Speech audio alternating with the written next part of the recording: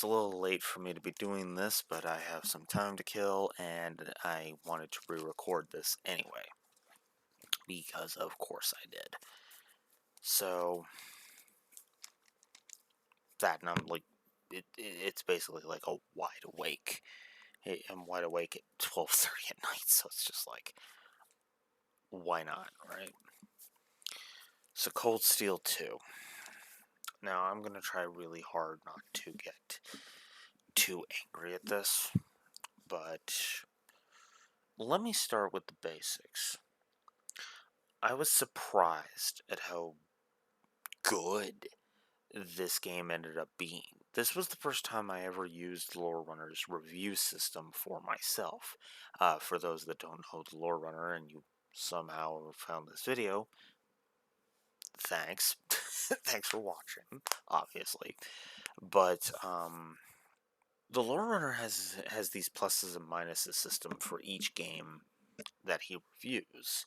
Now, I actually don't have the figures right in front of me, but it was something crazy like plus 19 to story and plus 7 to gameplay for the final score, which was a hell of a lot more than I was expecting.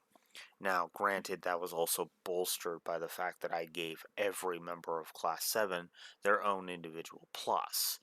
And then Elisa, oh my god, I've been screwing that up the past couple of days. Elise, I do it again. Alyssa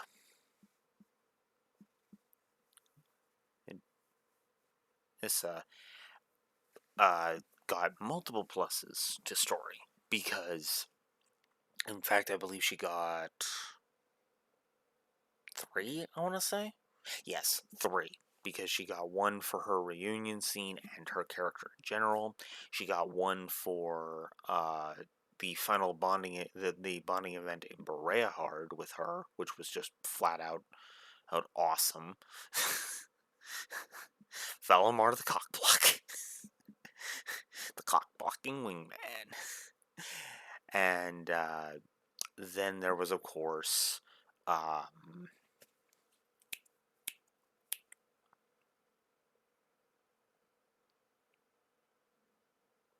am suddenly drawing a blank.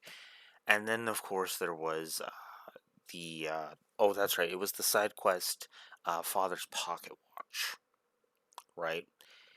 Father's Pocket Watch was basically where this old watch that Elisa's father made was basically handed into this pawn shop in Ruhr, run by a guy named Jackass. I don't like that name because it sounds like I'm insulting a really cool dude, because that pawn shop owner is awesome. But I digress. The funny thing about it was that it was just so... It really showed the actual no real relationship between Alyssa and her mother, and the one that she had with her father, and how much those memories mean to her, to the point where she will use what her father gave her in order to go ahead and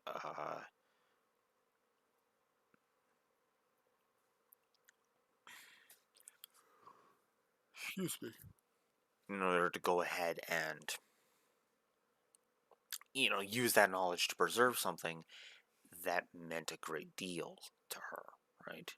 And to her mother subsequently. Which is funny because that's actually from later in my notes. Right? Now, obviously, I haven't really spoiled anything other than there's a side quest in Ruhr. So we go to Ruhr. Is that really a surprise? But anyways, so there's one thing I want to talk about right near the beginning of this. 5 minutes in. There's one thing I want to talk about right at the beginning, and that is the idea that that Cold Steel 2 was basically just supposed to be, the second half of Cold Steel 1. I found no evidence to corroborate that, and actually sitting down and thinking about the game and thinking about how it's structured and how it goes, I don't buy it for a millisecond. Sky 2 felt like it was meant to be the second half, but they had more time to kind of polish it, so they were able to actually expand upon it, you know. As in, I think Sky 2 actually would have been like an extra 2 or 3 chapters, and then we would have gotten, up to uh, the Liber arc chapter, right? If you really want me to hammer this out, I would say it would probably be effectively, in a way, I think it would basically be um, the Lalak. You would basically have Lalak, the Ren chapter, and which would culminate in the reunion on that beach. So you would basically have Lalak, uh, Ren, then the Glorious, then the Liberal arc. Is roughly how I would approximate how that would go. But they expanded it on to be more, right? And blah blah blah blah blah. I go into more detail of all of the amazing stuff that happens in Sky 2 there. I didn't really discuss how how it did feel like a good continuation. This just felt like they chopped off Cold Steel 1 with the intention to continue it, but they didn't exactly write Cold Steel 2 when they wrote Cold Steel 1. And that to me is actually, especially considering the interviews, what Sky 2 felt in relation to Sky 1. It actually felt like they had written this big long story, chopped it in half, but or like realized they had a chop point, chopped it, and then realized, oh, we're not going to get, and chopped it because they realized, oh, we're not going to be able to get it all into one game, so they chopped it and they left it for the next game. But of course, that left not enough for a full sequel in the second game, so they said, all right, let's expand upon that, right?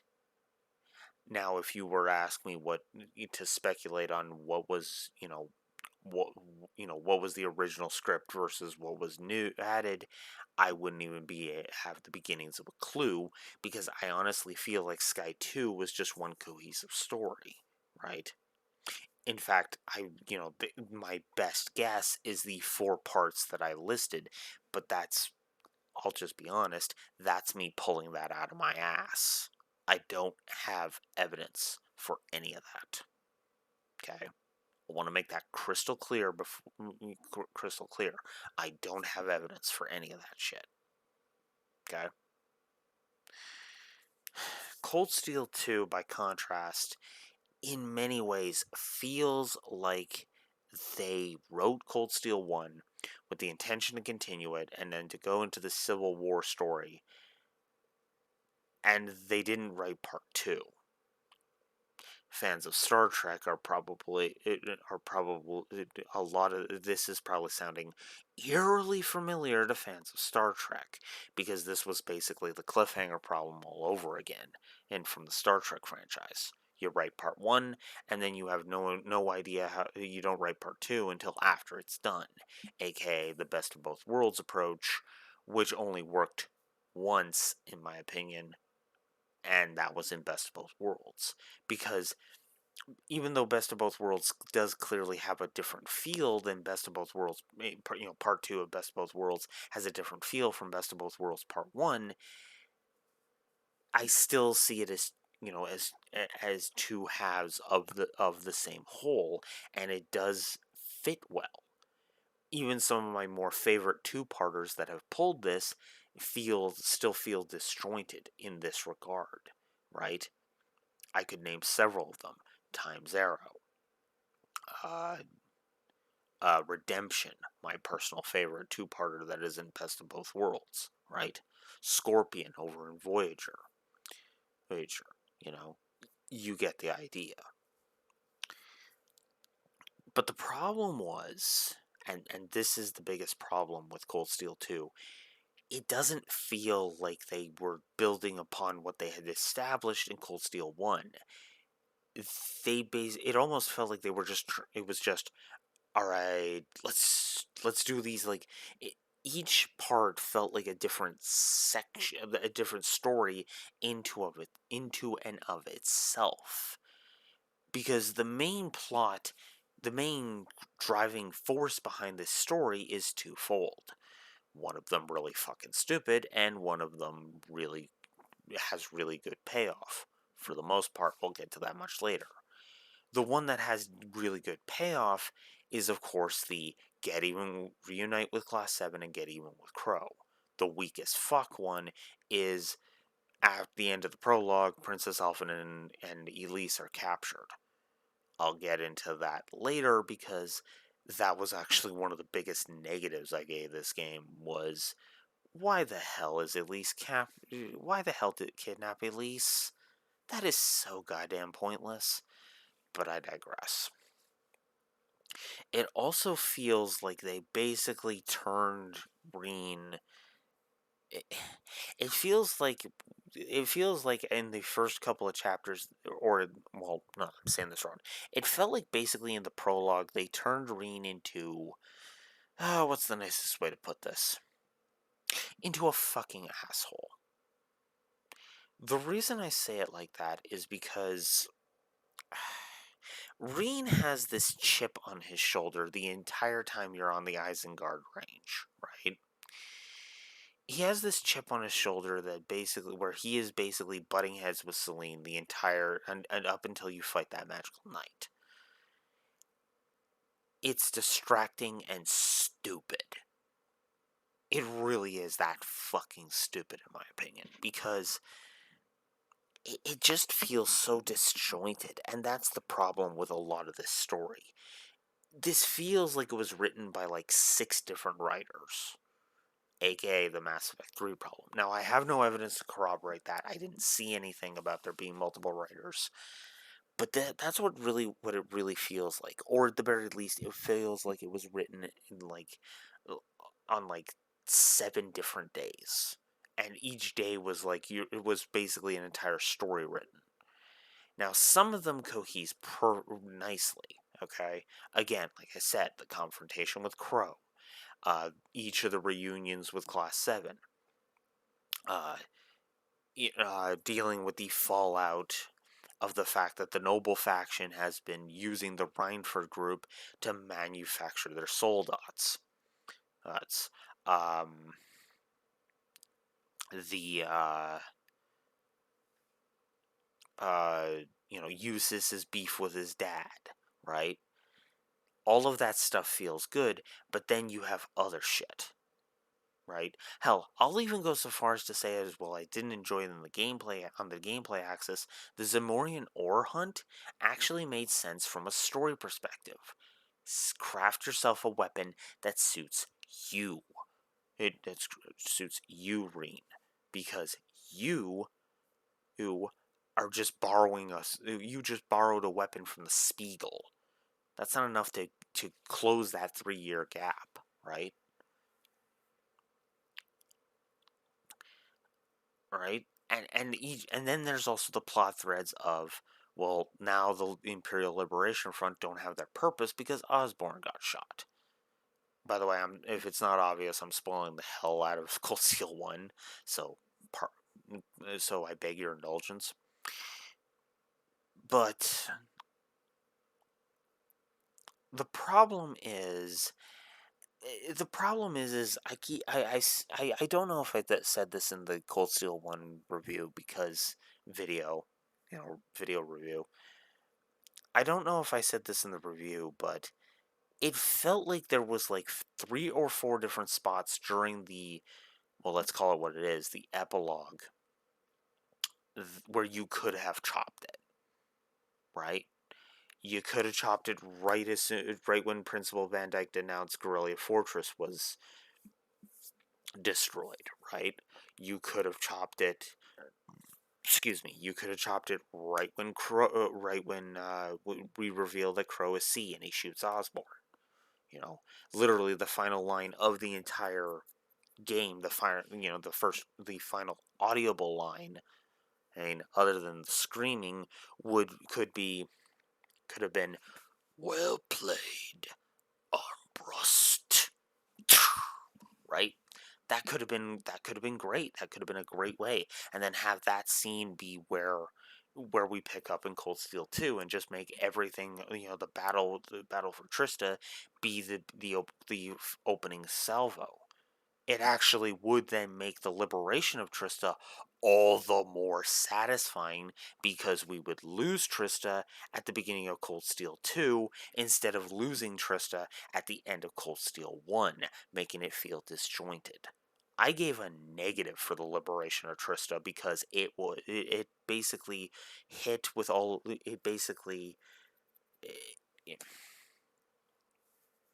it basically came in with the force of a wet fart.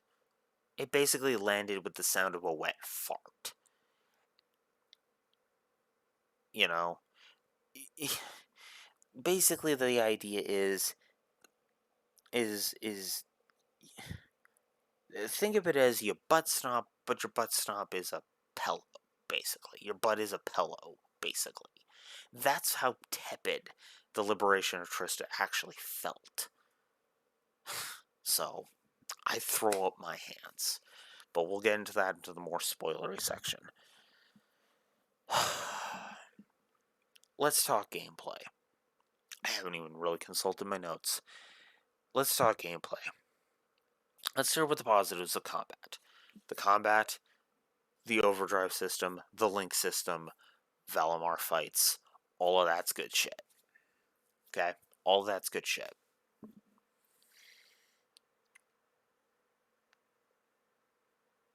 The problem with it on the gameplay axis is the boss fights are not engaging, and in many cases, they detract from the story. I'm pretty sure I gave a gameplay story segregation. That may have been from one of the Duvalie or McBurn negatives, but the problem is I gave 3 characters 2 negatives in this game. Let me say that again in case you didn't catch that. 3 characters got 2 negatives each. Those would be Celine. Those would, of course, be Celine, Ducayen, and Duvalie, if you're wondering. Celine, just because of the prologue and the fact that she contributes nothing to this story other than headaches. Ducayen, because he is literally the worst example of a Krennic I've ever seen in fiction. I'll explain what a Krennic is in a minute. And Duvalie, because she is literally ego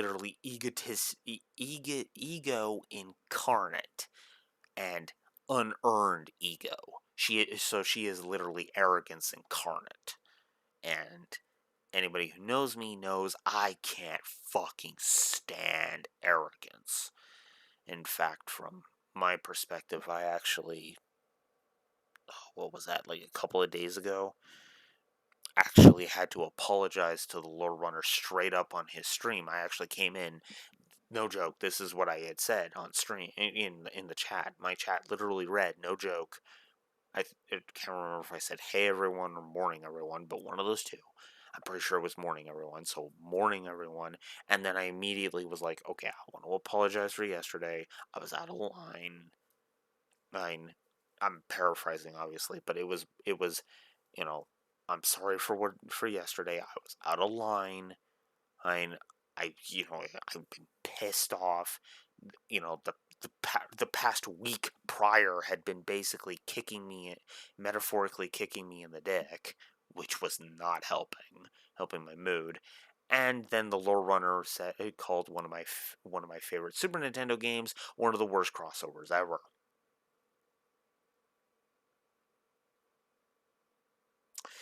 Yeah, not excusing it, by the way. Still not excusing it. I just wanted to explain because I freaking love Battletoads Double Dragon. You know? Now, he meant the NES version, admittedly, but he lumped the SNES version in there, and he was speaking from ignorance.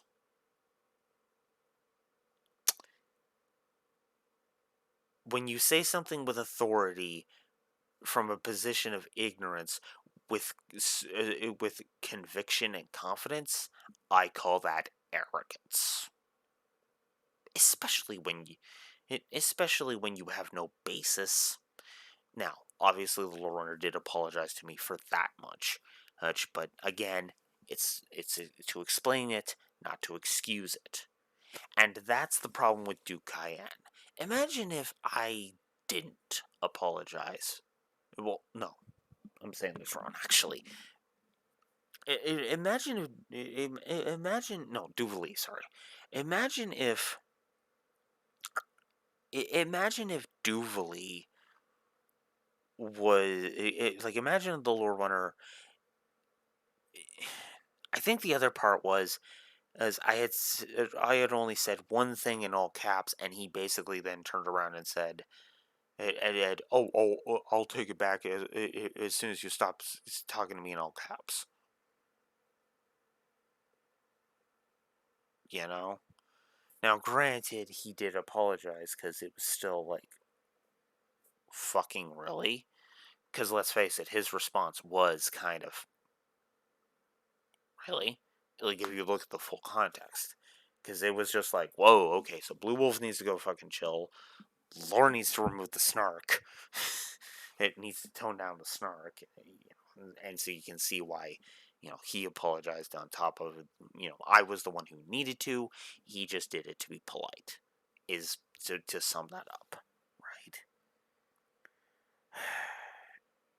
And that's Duvali in a nutshell. Duvali is basically someone who would actually call Battletoads and Double Dragon on the SNES a steaming pile of goat shit, even though she's never played Battletoads and Double Dragon, either version, in her entire life.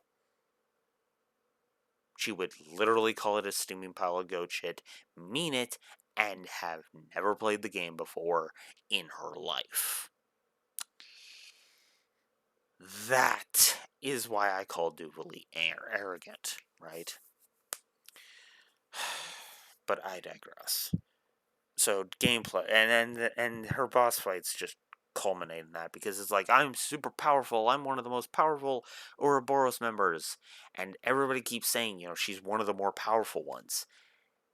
And yet, every fight we fight Duvali in, every single one, she either has archaisms. She had actually. Did we fight her 3 times? I'm pretty sure. Yes, 3 times. Okay.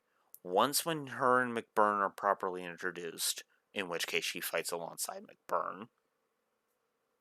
The second time is when we go to arrest Duke Alberea, Eustace's dad, where she fights us with archaisms, and then once is in the Infernal Castle, where she fights us alongside Blue Blanc. Now, in her defense on the third one here, the third one is Blue Blanc, who was like, I'm not sitting this one out, screw you, ooh, kind of a thing. But again, that was the problem. And also, oh, I was defeated. No, that's impossible. Right? Granted, the Infernal Castle kind of has this problem of you win the actual gameplay fight, then they reveal that they weren't even trying. I am so sick and tired of that. That basically deflates all of the tension. Because, and I know what you're saying. Well, hang on, Blue Wolf. Villains getting power-ups doesn't really deflate tension. Now, under normal conditions, you're right. You're absolutely right. Here's the problem. Blue Blanc, Duvali, Xeno, Leo, and McBurn. None of these characters are the main bad guy.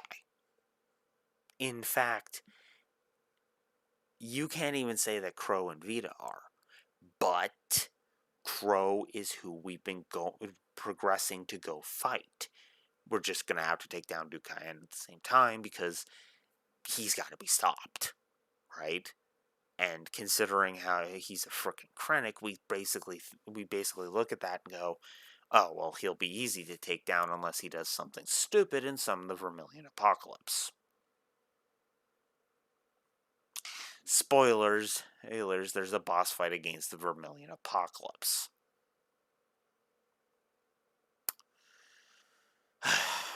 But I was talking gameplay.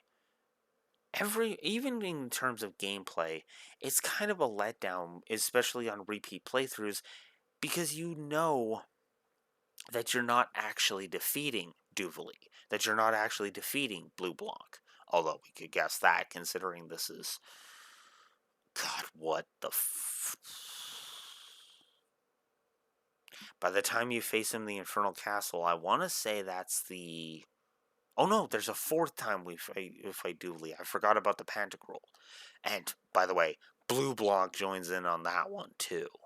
So there's the introduction...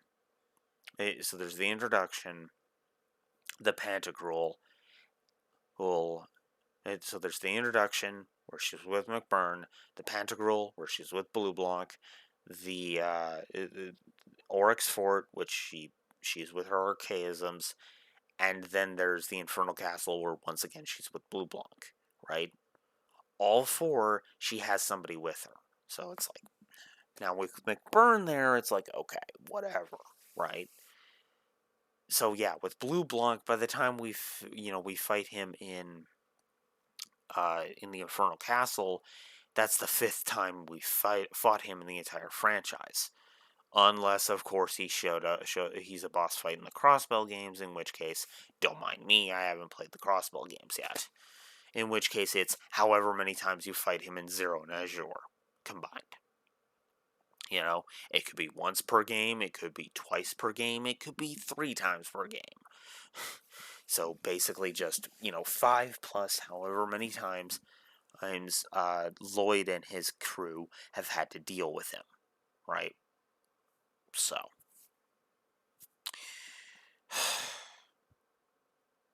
Oh, and if the dialogue here in Cold Steel 2 is to be believed, Duvali's also a boss over there, too.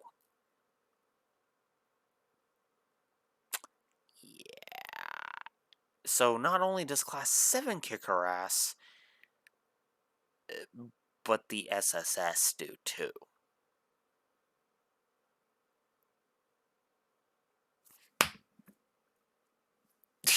Just, yeah.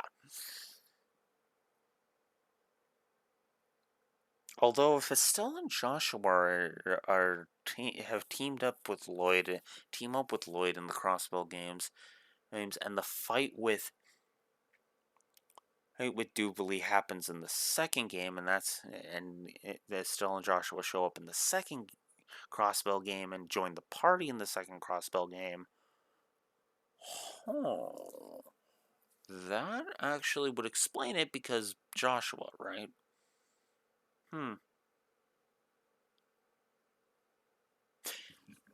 Speculations for next year. Speculations for next year. Anyways, so,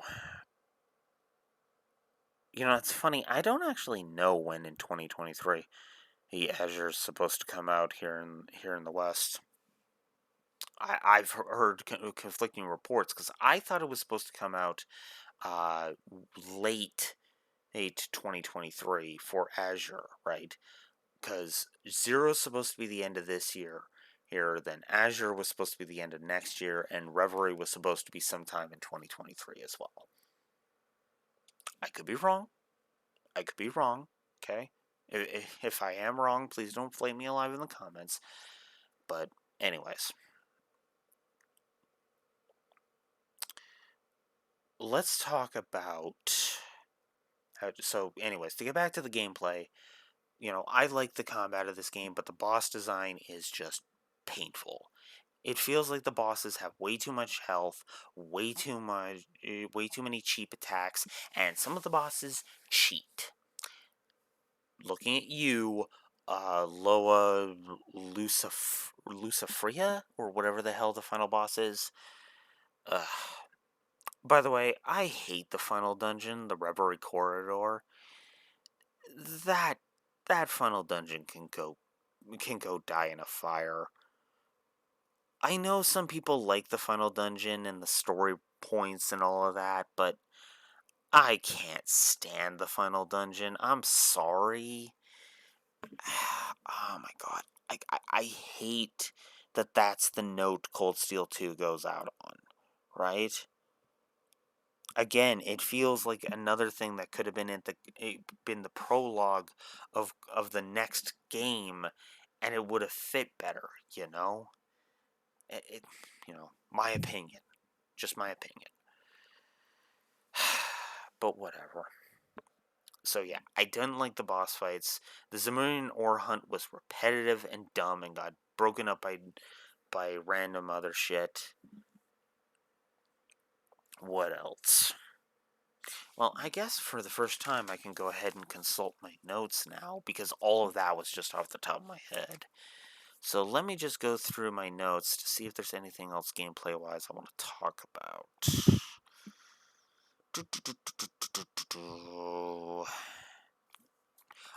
Actually, I should explain what overdrive is and talk about it. So you know how the link system works, right? You pair up two people, and they can do link attacks, X rushes, bursts, all that. We covered that last in the at least in the stream. We covered all that. Well, now there's a thing called overdrive. So you have this gauge that is these two little circles, and each circle will fill up until you complete both of them. And so now when two people are paired up that are able to, you can actually hold right on when the cursor is hovering on attack on the combat menu. You can hold right to hover the cursor over overdrive, and you activate that, and the two characters will now get to attack continuously. So the person who activates it goes, then their paired partner, and then they get one last hit. Now the enemy basically does not get to interrupt any of those, and and every single attack and craft that you do is guaranteed to unbalance the enemy. And arts have a 0 charge time. They still cost EP, but they have a 0 charge time. So you just instantly use Altair Cannon. Right? Or Cross Crusade, or Clom Solarian, or whatever, right? Your spells are just instantaneous. Genius. It's a great system. Oh, and you also get the added benefit of the two characters that when the two characters getting a little interaction at the end of the battle, guaranteed. Even if it's just you go into overdrive and then S-craft the enemies all to death. Well, guess what? Because you went into overdrive, that happens, which is dumb because until the Reverie Corridor, not everybody can overdrive with everybody else. And it's kind of irritating because there are some glaring omissions. I mean, Reen can overdrive with everybody, obviously, but there's some really bad, glaring omissions, in my opinion. Lauren Fee comes to mind immediately.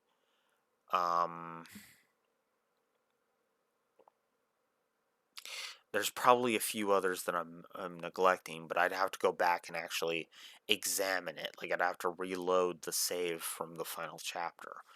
And I don't even know if I have that save anymore. I mean, I guess I could, but I would have to finagle my cords, and I don't want to do that right now. Not while I'm trying to record. So, so that's cool. That's a good system. That's a good mechanic, right?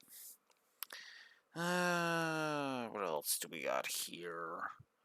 The auto return on quests is nice, but it's not all of them. The Volumar fights are exactly how they were in the first game. It's just there's more of them. Oh, and now they've been updated, which is cool because it feels like they progressed to the point where they will be in Cold Steel 3.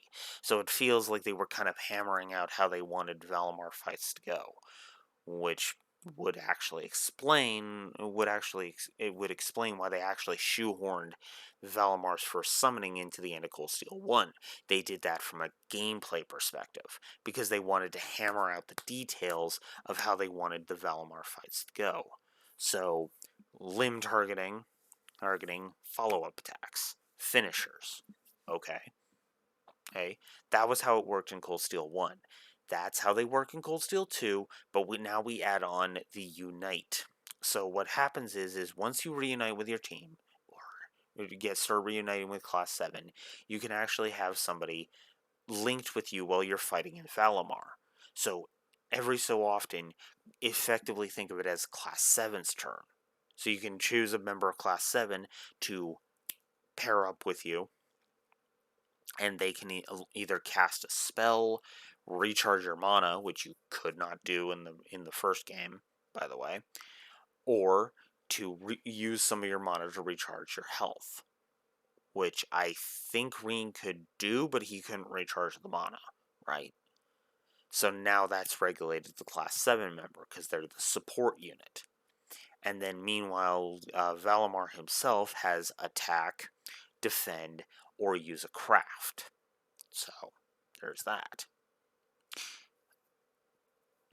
And of course, you gain Link exp with whoever you paired with. I, of course, paired with Laura when she was available, because of course I did. But that's neither here nor there. And of course, each of them has a Unite one when you get 5 Bravery points, because the Bravery points are there. There's still no real use for the Bravery points until we get to the Brave Warder system from 3, but that's a ways off because I am not doing that. At the time I'm recording this, I'm actually 2 sessions into... Excuse me. I'm 2 sessions into my next game, which is actually Valkyria Chronicles 1, which is why I kept screwing up with Lisa earlier. Because there's Elisa, and then there's Alicia. Alicia is the character from Valkyria Chronicles. Alyssa is the character from here, or Lisa, if you prefer. I only have myself to blame. So then you have the cryptids as optional bosses, which is cool. One of the problems with the side quests in this game is most of them are hidden. You basically have to talk to every NPC at every point to get all these quests, and that's Then there's the race and duel when you reunite with Eustace, which is fine. The minigames themselves are fine. Blade 2 is kind of fun. I'm not the biggest fan of the snowboarding minigame, and it's okay. And the fishing minigame is alright. It's better than it is in the Sky Trilogy, but it's still not that great. I'm still in the gameplay section, so that's why I'm just looking over all of my notes, because I, of course, didn't do that. I guess I should explain why the Zemurian Ore Hunt was a gameplay negative. So the Zemurian Ore Hunt was a gameplay negative because it was just repetitive, right? It was repetitive, and the dungeons are not engaging. Oh, also bring the correct party member, or you don't get to progress. And oh yes, by the way, that will usually mean you can't do the chests. And the way they set it up usually means you can't go back and get the chests unless you go to the trial chest, into the first, do one of the trial chests, then leave, restructure your party, and then go back to do the other one. It's just a pain. Luckily, they're not too far from where the Zemurian Ore Hunt boss is, so there's that.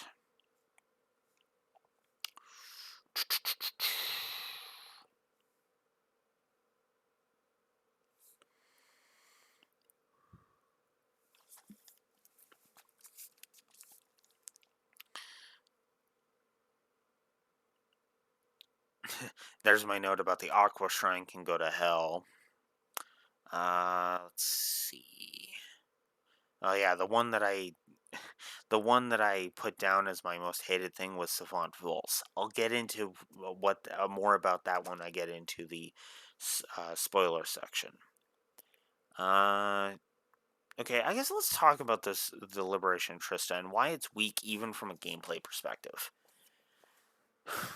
It's 2 super easy boss fights and then you're done.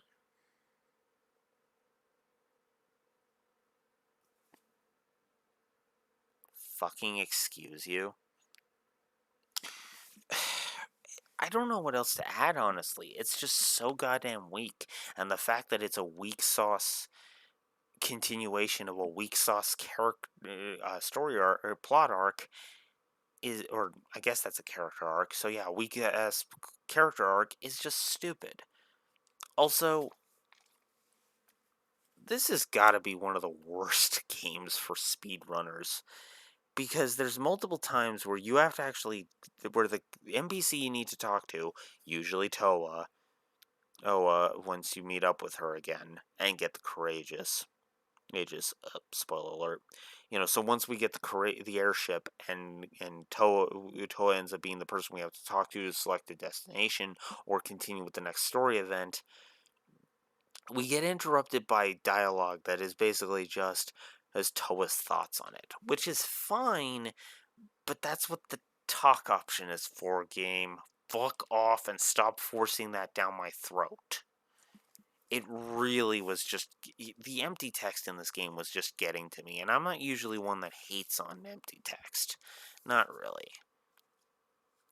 So then there's the third fight against Valimar and between Valimar and Ordine. There's one in the Pantagruel chapter, which is more awesome for the story thing.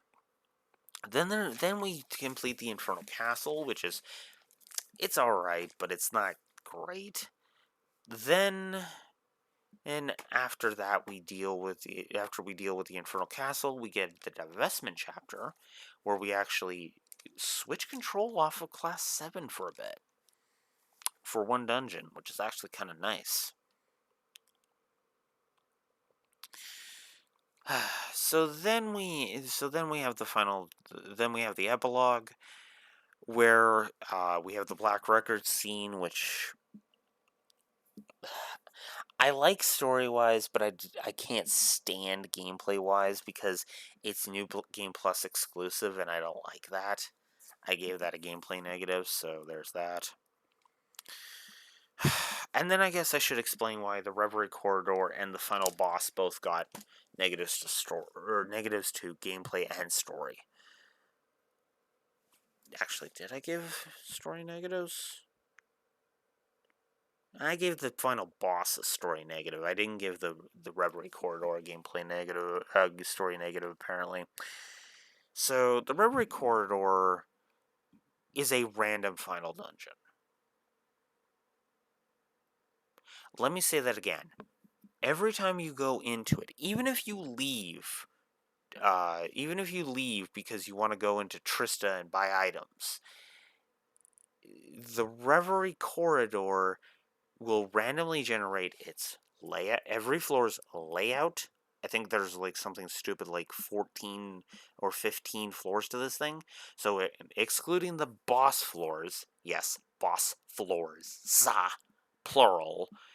Excluding the boss floors, every other floor randomizes its layout, its enemies, and what enemies appear where, and its treasure chests. The rest of the game is structured.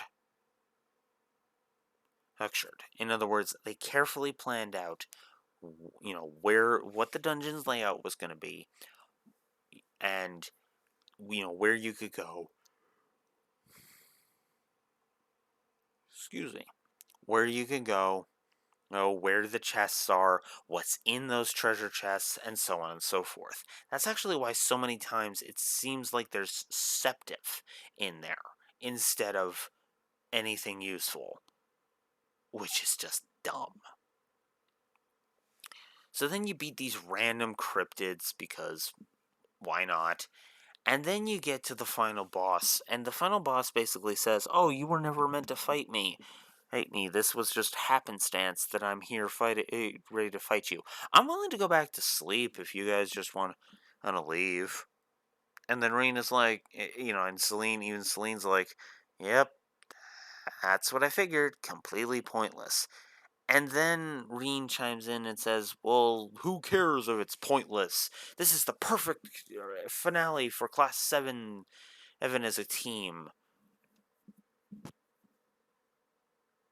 Meanwhile, Cold Steel's 3 and 4 just look at Cold Steel 2, Reen, and say, "Are we a joke to you?" And the answer to that question is yes. Yes, you are, Cold Steel in 3 and 4. You are a fucking joke to him, even though this game literally ends with a text blurb that on the just before you save your clear file that literally says is Erebonia is not done yet. Now, maybe they meant that they hadn't decided whether or not Reen was going to be the main protagonist of Cold Steel's 3 and 4. But considering he is, in hindsight, that just rings so goddamn hollow. Now, I imagine that if Cold Steel 3 and 4 were not out yet, and we're still kind of down the pipeline, then yeah, back when Cold Steel 2 was new, yeah, that probably seemed like a great story beat. But I'm sorry, I can't ignore that Cold Steel 3 and 4 have happened now. I cannot ignore those games when I go back to this one. So I'm sorry, I hated it when I first played it, knowing that Cold Steel 3 was a thing, and I hate it now. Now, in the off chance I need to further make my point, if I can find it quickly enough, I will show you the main problem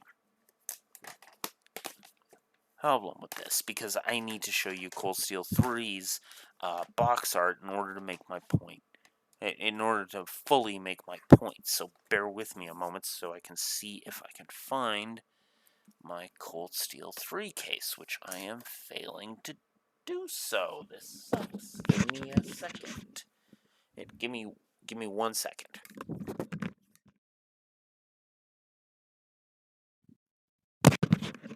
Sorry. Found it. That's my problem. That's why I can't take the final boss saying, "You were never meant to fight me," seriously. And even if you want to go with and you know what? Even if you want to go further, this is the back. There's Reen right there. He is the biggest image. Oh, hell, he's even in, look at this. He's even in the second. Look at that. He's even in the second biggest image on the back. Then, Cold Steel 3 also has a reversible cover. Reen, Ian and Valimar, right there, front and center, and the entirety of him and his students in Cold Steel 3.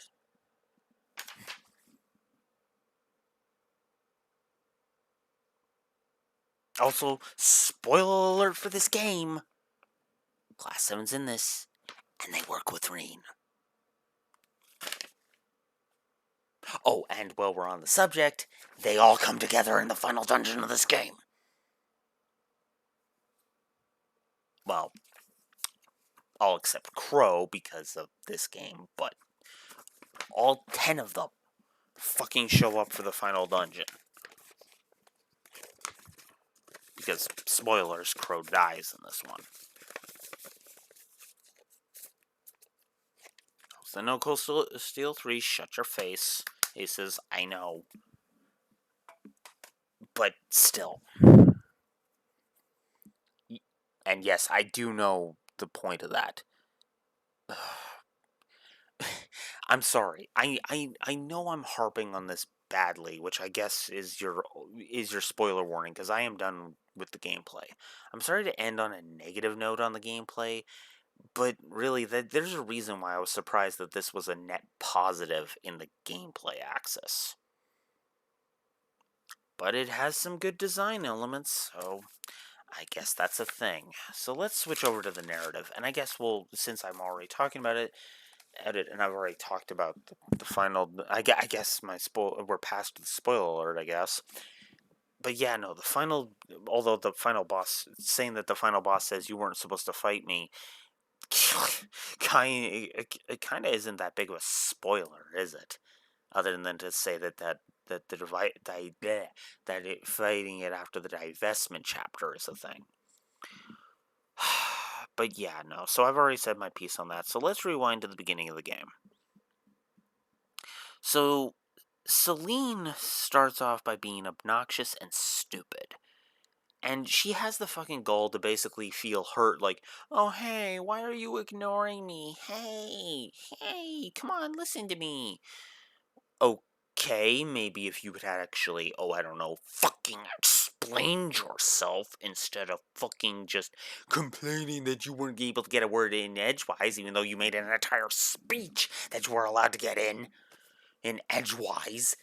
He's into it, because here's the thing. When she says, how can I answer your questions when you keep bombarding me with question after question, is right after one text box where he asks 3 questions. And yes, they are back to back. He asks 3 questions. The first is, what are you? I think it's, what are you? What is Valimar? And where am I? Okay. Or what happened, or something like that. He asks 3 basic questions, which makes sense because from his perspective, it was his, it was basically like he woke up from being asleep. So for all he knows, it's been 8 hours since he left. He doesn't know that it's a fucking month. And then she basically doesn't elaborate on any of this, or even try to comfort him, or try to be like, okay, I know you've been through a lot, you become an awakener, all of this stuff. Instead, she just acts snooty, and basically acts like a fucking bitch. Instead of showing Reen any fucking sympathy whatsoever, she treats him like he's an irritant.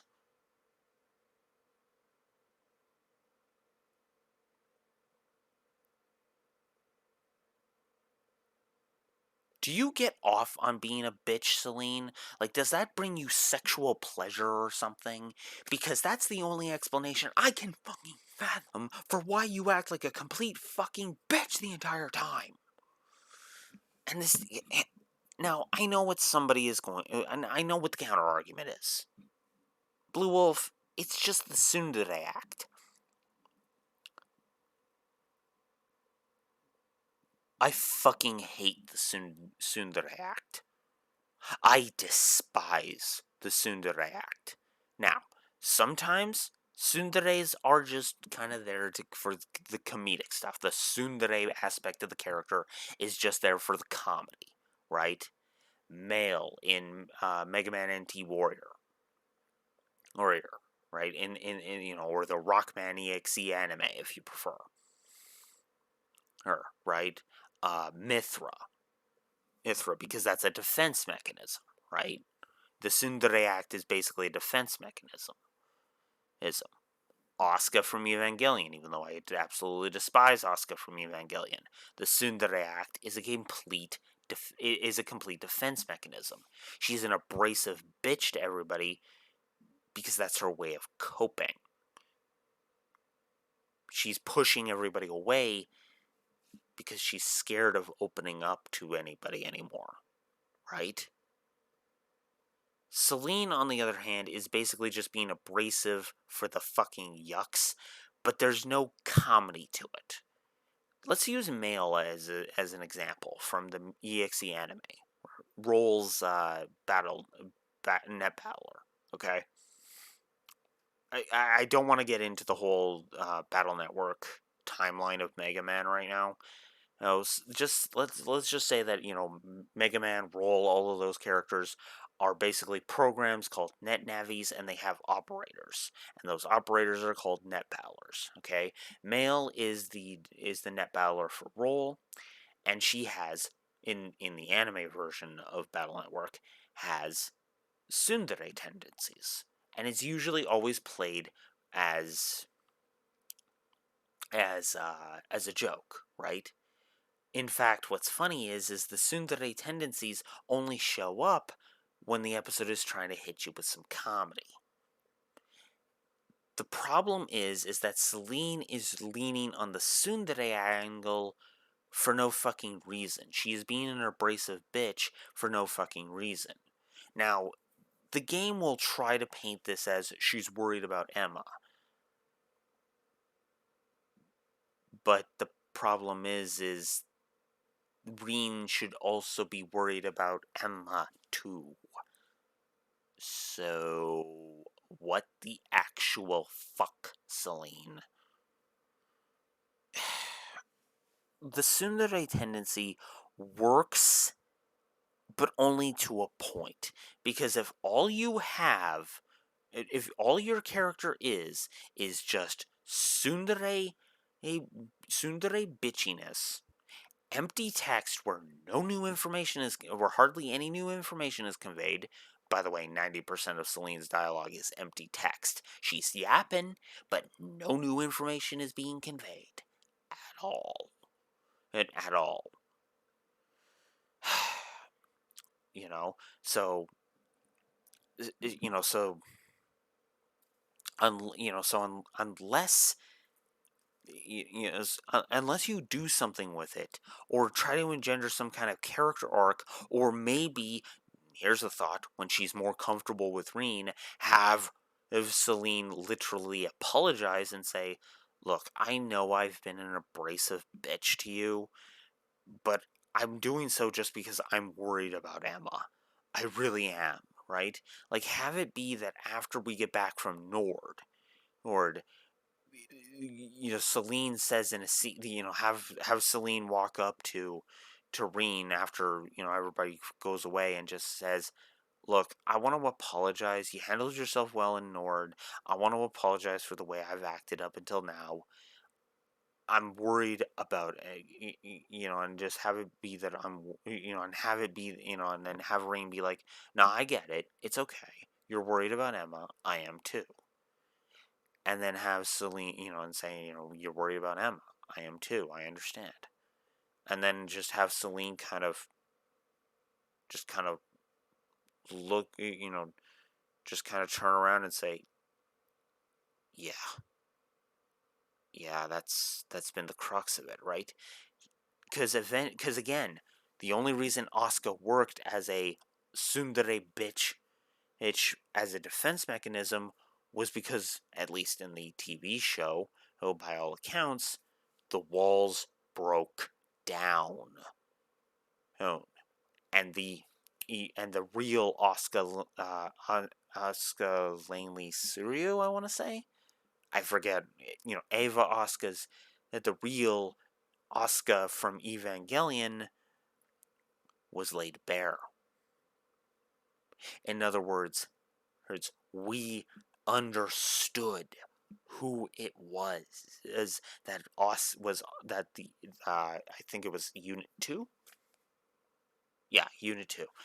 Who we knew who Ava Unit 2's pilot was at her core, at the center of her, at her soul. We saw her soul. Celine, all we see is her arrogance. And she doesn't soften over the course of the game. That's the other part that just drives me up a wall. Now, maybe this was bad voice direction on the English version's part. I don't know. Because Kara Buckland is a good voice actress. See the latest season of JoJo's Bizarre Adventure for proof of that, where she plays Jolene Joestar, which apparently was a lifelong dream of hers.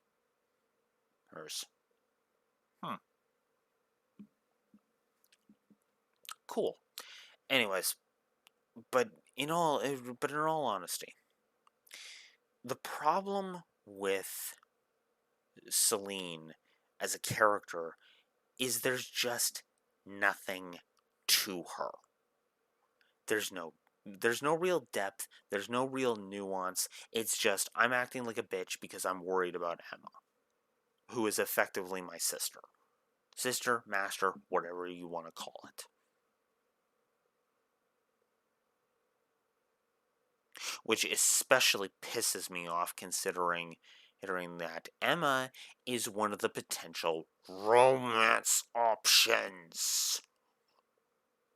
And considering that you're supposed that the future boyfriend and of your, master, or your master's granddaughter, however the hell that works, maybe you should cut the guy some fucking slack, considering how hippie he makes Emma. But no, we just gotta dial up the tsundere bitch dial for no fucking reason other than and cliches. And that's what this boils down to. What I feel like and that's what I feel like the biggest problem with Celine is. Her tsundere tendencies feel like a fucking bullet point. What's a popular anime trope? The tsundere. So let's make Celine soon, and we'll figure out the rest as in Cold Steel 3.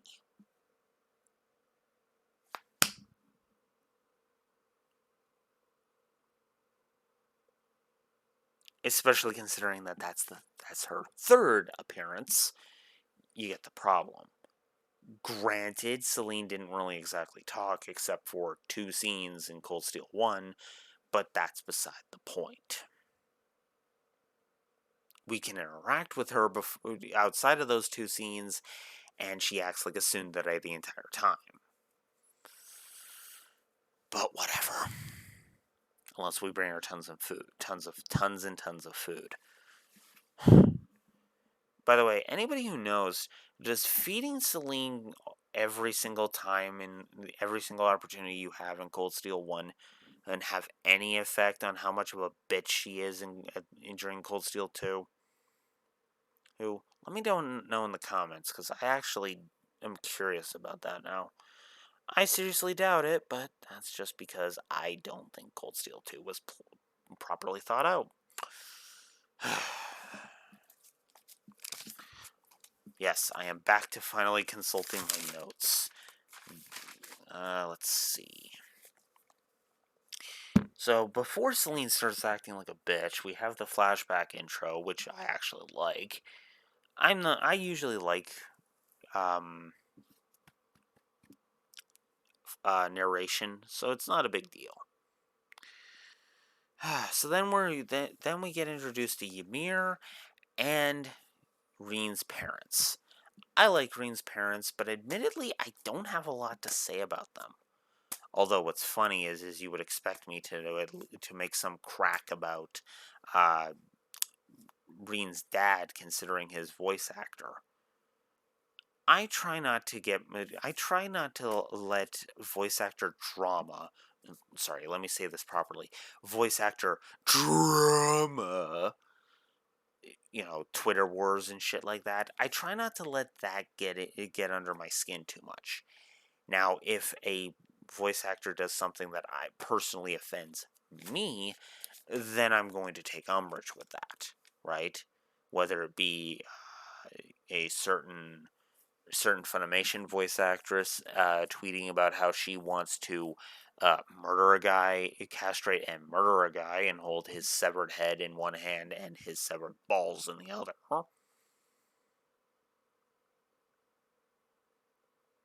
Considering I'm a guy, are you really surprised that freaks me out?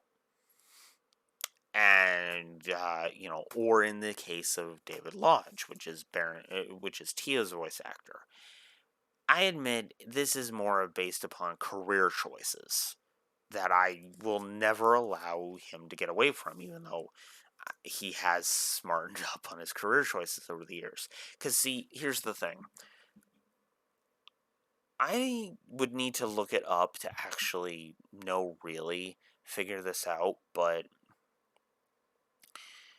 David Lodge used to play a character in the dub of the anime Bleach. He used to play Kenpachi Zaraki. Okay? Now, from what I understand, he left the role of Kenpachi Zaraki because he wanted more money. There was a pay dispute, basically.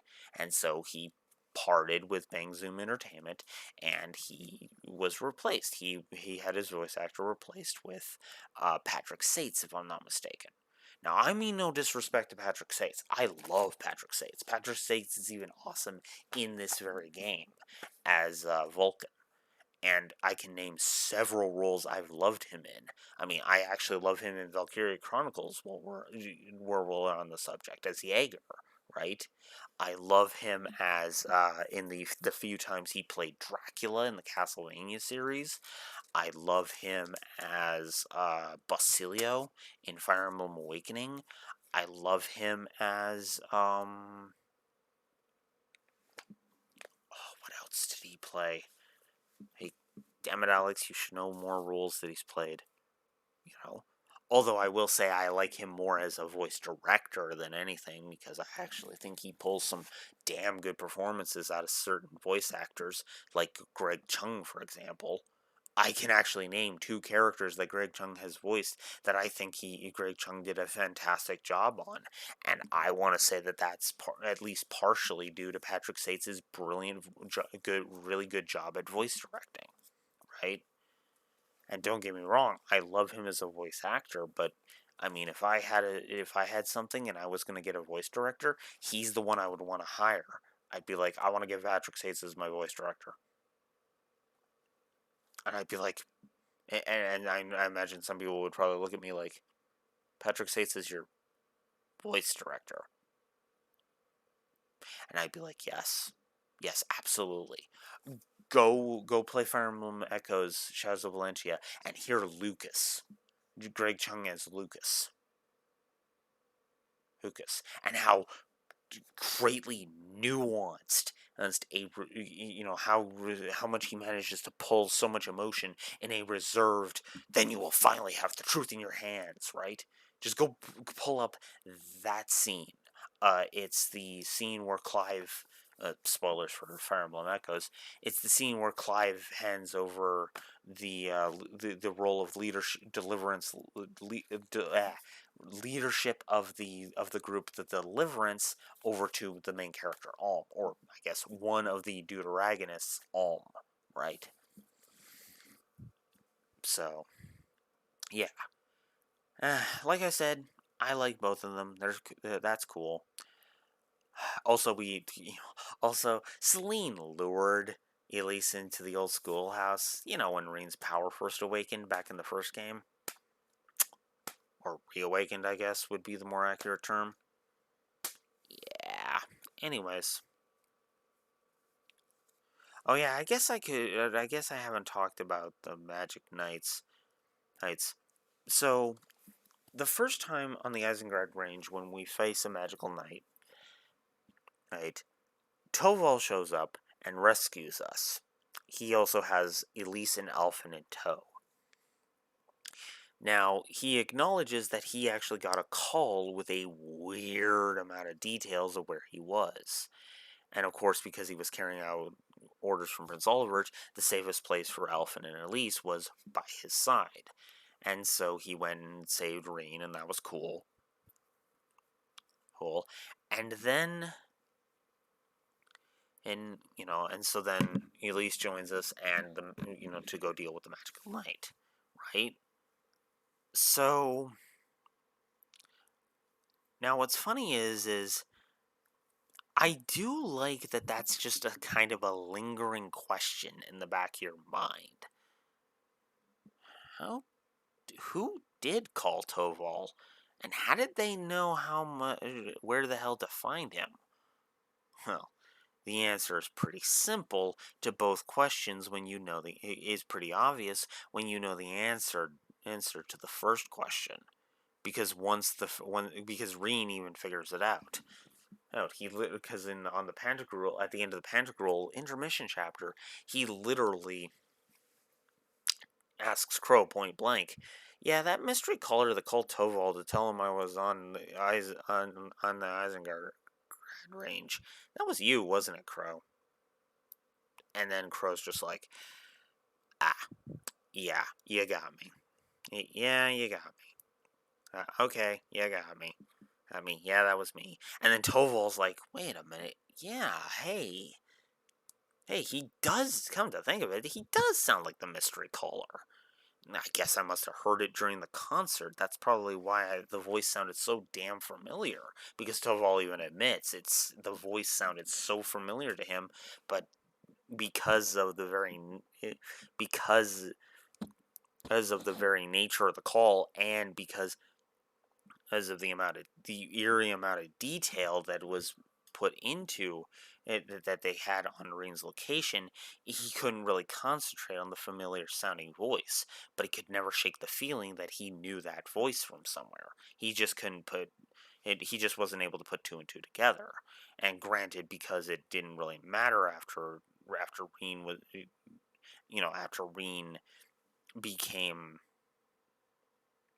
he started reuniting with his classmates, he just kind of put it out of his mind, right? But then when Reen brought it up, it was like, hey, now that he mentioned it, that kind of thing. Which admittedly does make sense. Because as we learn, well, there's no way to really beat around the bush on this. Crow cares. Whether he wants to admit it or not, he cares. Cares, right?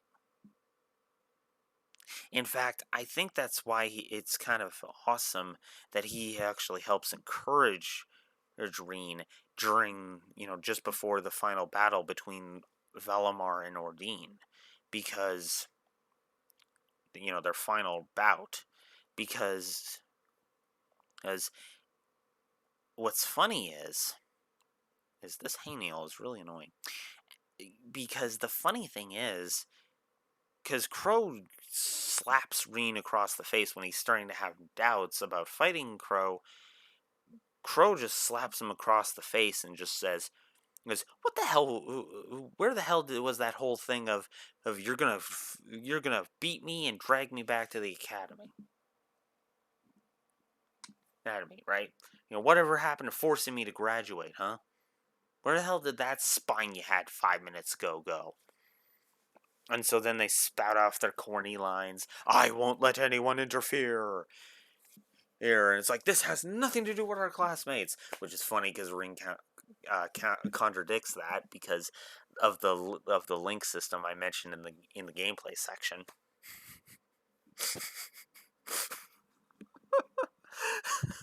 I'm sorry, it's just that amuses the shit out of me. This has nothing to do with my classmates. Now I'm going to kick your ass with Laura by my side.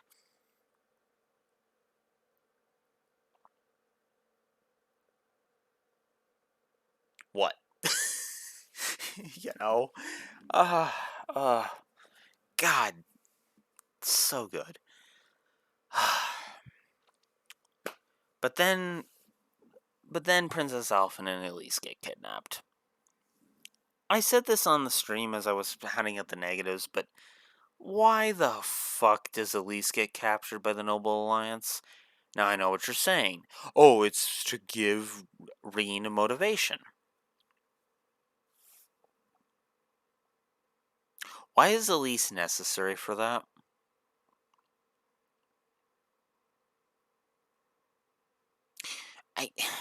Okay, here's the thing.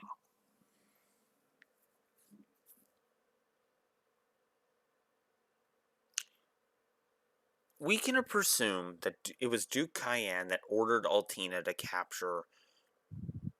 It was either. It was with Duke Cayenne. It was either Duke Cayenne or Vita, and in both cases, I don't understand why the hell it happens. Regardless, because here's the thing.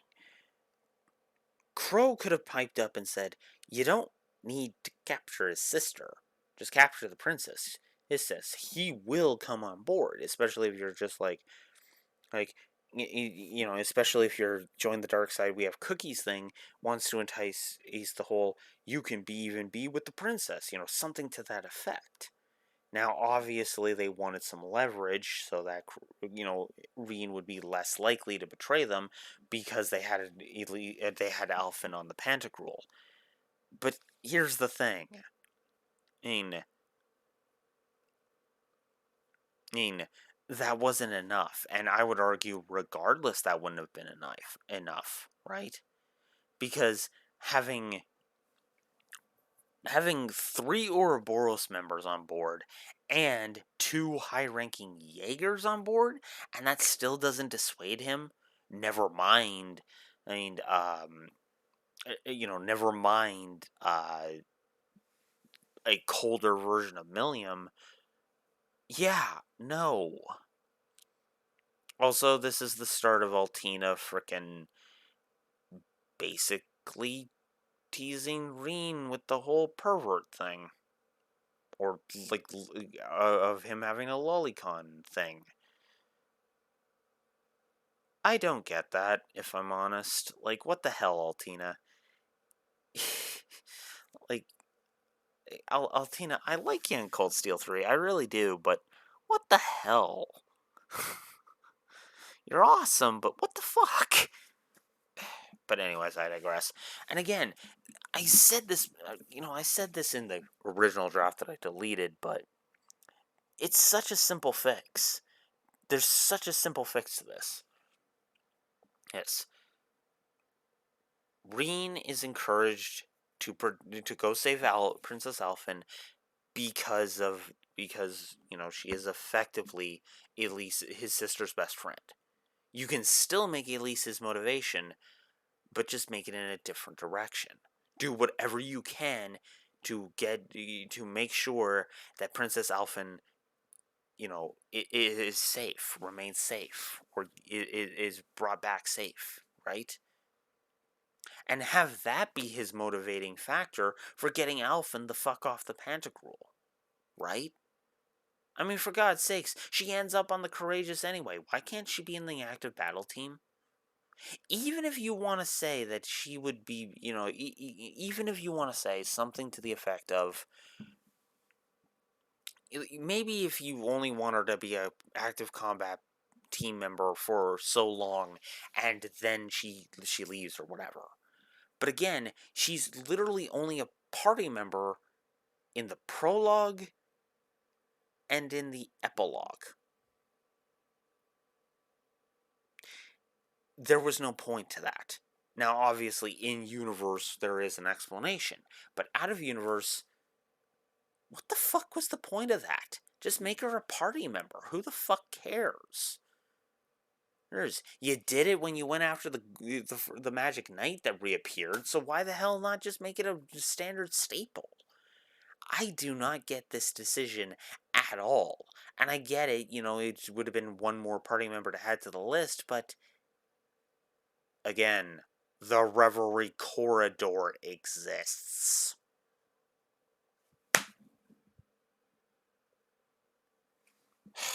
Look, I like this game and I love Falcom, but God, the decisions they make sometimes are downright stupid. And in my opinion, I have not.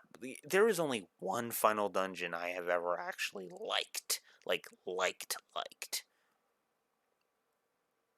Well, 2 if we want to count story and gameplay axis. Because there's one I've liked on both the story and the gameplay axis. That'd be Sky 2. And then there was, of course, the one I liked on the story axis. Axis and design. Well, not so much on the story axis, but like the idea of it. And that was Sky 3's. I didn't want. It was mostly because I was getting sick of it, sick of Sky 1 at that point. But I didn't like Sky 1's final dungeon. I wasn't a fan of. I wasn't a big fan of Sky 1, or Cold Steel 1's final dungeon, and even from a overall gameplay perspective, I didn't much care for Sky 3's final dungeon, if I'm honest. So no, I'm sorry. The track record still stands with how many final dungeons I have failed to like. I wish I liked any of the final dungeons in in any of the Trails games, but I have liked exactly 0 of them, except for Sky 2. Sorry, with the exception of Sky 2, from a gameplay perspective, I haven't exactly liked any of them at all. In fact, I would have probably been willing to give the final dungeon, the Infernal Castle, A plus to story and gameplay if it had been the actual final dungeon. You know? And you know what? You could even, and maybe you could have said, well, what if the divestment chapter was there, right? Was still a thing. And the epilogue just minus the Reverie Corridor.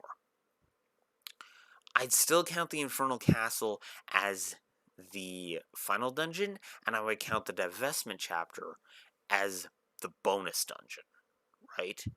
The epilogue dungeon, right? Because you have the final dungeon, then you have the post-game dungeon. I would count that as the post-game dungeon. I hate the Reverie Corridor so goddamn much, but I've already ranted enough about that, so moving on.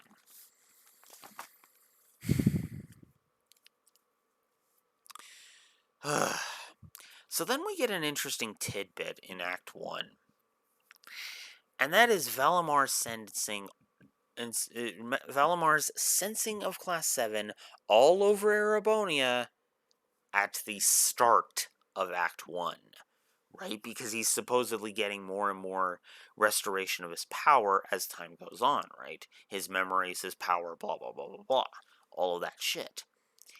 What's funny is he actually has this system where he can detect, he can kind of use the mana veins to sense where in Erebonia the contractors are, or the subcontractors, right?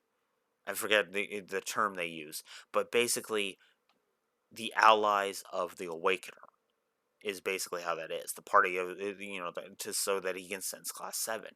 And he can sense them from all over Erebonia. Okay? Because he senses 3 in Keldic, 3 in Legram, and 3 in Nord.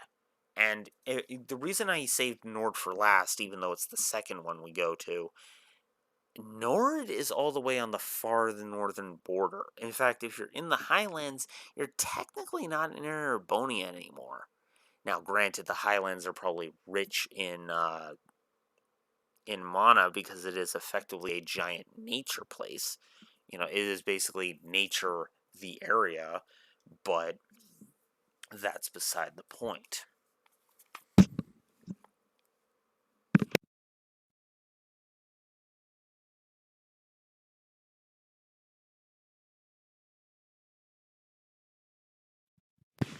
Sorry about that, false alarm.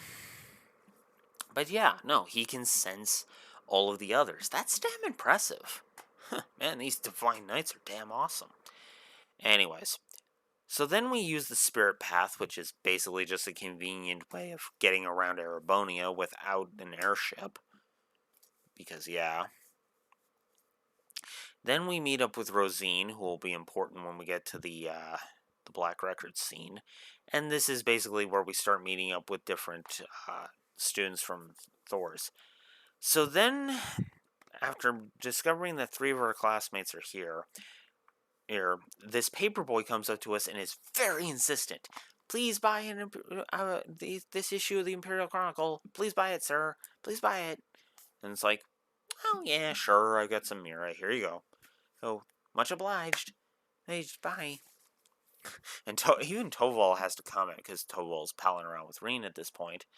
And he's like, man, that kid was very insistent on getting that sale. And so they look at it and they're like, And then that's when they discover the messages from Machias. Which is pretty obvious when you start thinking about the fact that he's using chess as the analogy, as the code. It's actually a nice touch. I admit, flew right over my head the first time. But then again, how often did I pay attention to Machias in the first game, considering him and the entirety of him and Eustace's interactions in the story is, I fucking hate you. Hate you. I don't give a shit about you. You know? So then we reunite with Machias, with Elliot and Fee kind of off doing something right now. Then we go do some stuff for manager Otto.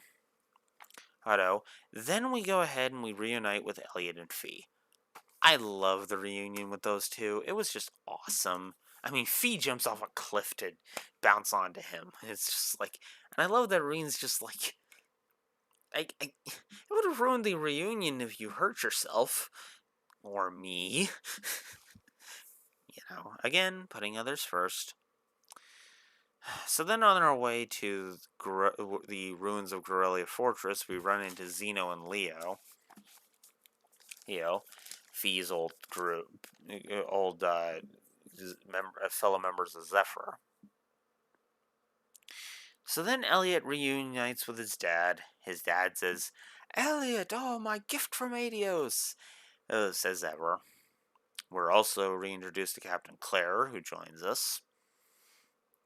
Then General Craig ends up accepting Elliot's path. Now, I commented before that he was pretty much hardline.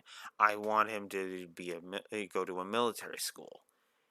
Now, admittedly, I do like the idea that especially by this point, General Craig has accepted his son's path, that he's doing his own path, which was kind of the whole point of wanting him to go to Thor's rather than a music academy, even though it was blatantly obvious that that's what he wanted to do.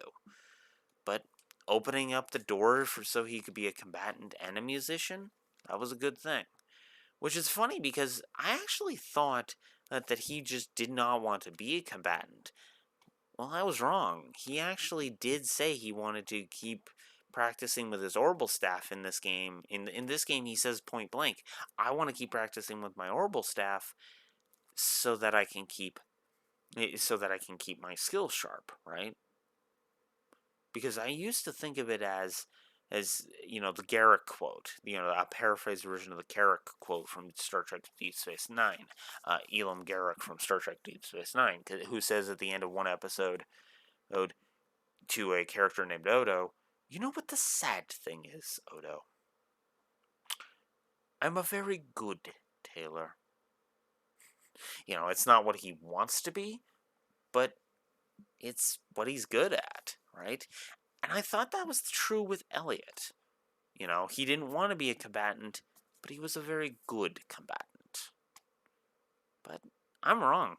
I'm completely wrong. I'll take the L on that. Elliot, you continue to be awesome. You earned that plus the story, in my opinion. Right there. I'm actually tearing up a little bit. Holy crap.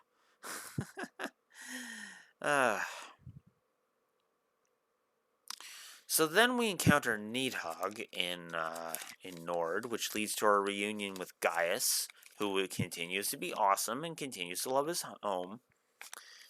By the way, this is also where having different characters will lead to different dialogue. Having Claire there actually gives an extra bit of dialogue between Claire and Milliam, which is awesome, by the way. And then that also leads to the reunions with Elisa and Lisa. Yeah, Lisa. There we go. Lisa and Milliam, which is awesome. So then we decide to protect Nord, because fuck the Noble Alliance being dipshits in Nord. Then we encounter Blue Blanc. We get saved from Blue Blanc by Sharon. I don't have much to say about this section, that's why I'm just kind of blazing through it. And Sharon is, of course, just as awesome as ever. Which is funny, because we didn't need Dorothy's camera to be saved by his shadow ability. We just needed Sharon's wires to destroy the shadow daggers, which is awesome. So then we head off to Legram. We have a reunion with Laura and Emma, which is awesome. They take down a cryptid, and we're like, oh, I guess we weren't needed. Oh crap, another cryptid! And then we go and we help, which is awesome. Then we have Emma's guilt about not explaining that she is a part of the Hexen clan, that she is a witch. I have to admit, I actually kind of liked that. Which is funny because nobody blames her. Nobody looks down on her. It's like, because you know how the liar reveal trope works, right? You've been hiding some secret, or you've been lying to us up until now. Now we don't trust you. Except Class 7 doesn't do that with Emma. They knew from the get-go that she had secrets, but they were just like, you know what? We don't need to lay everything bare. She just has a bunch of knowledge that she doesn't want to share with us because either she doesn't think we can handle it, or she doesn't, or she was told not to. We're fine with this because Emma, at the end of the day, is Emma. She is our class president, and she is awesome, and we need her. She even says, oh, because I can't be trusted, I should leave. And everybody's just like, fuck to the no. Oh, Emma, you are a part of Class 7. You're staying with us. Okay? You know? Which is funny because she says that regardless of whether or not she is actually your pick, right? You know, but that's beside the point. Or even if you did get that scene, right? So then Bardius and Le Guin show up, which is funny because basically those two are basically just cameos to say, "Hey, hi, we're characters that you're gonna see in Cold Steel 3. Now, bye." And that's basically the end of it. To basically say, "Hey, be glad you're not fighting these guys because they'd kick your ass in lore," which is just okay, whatever.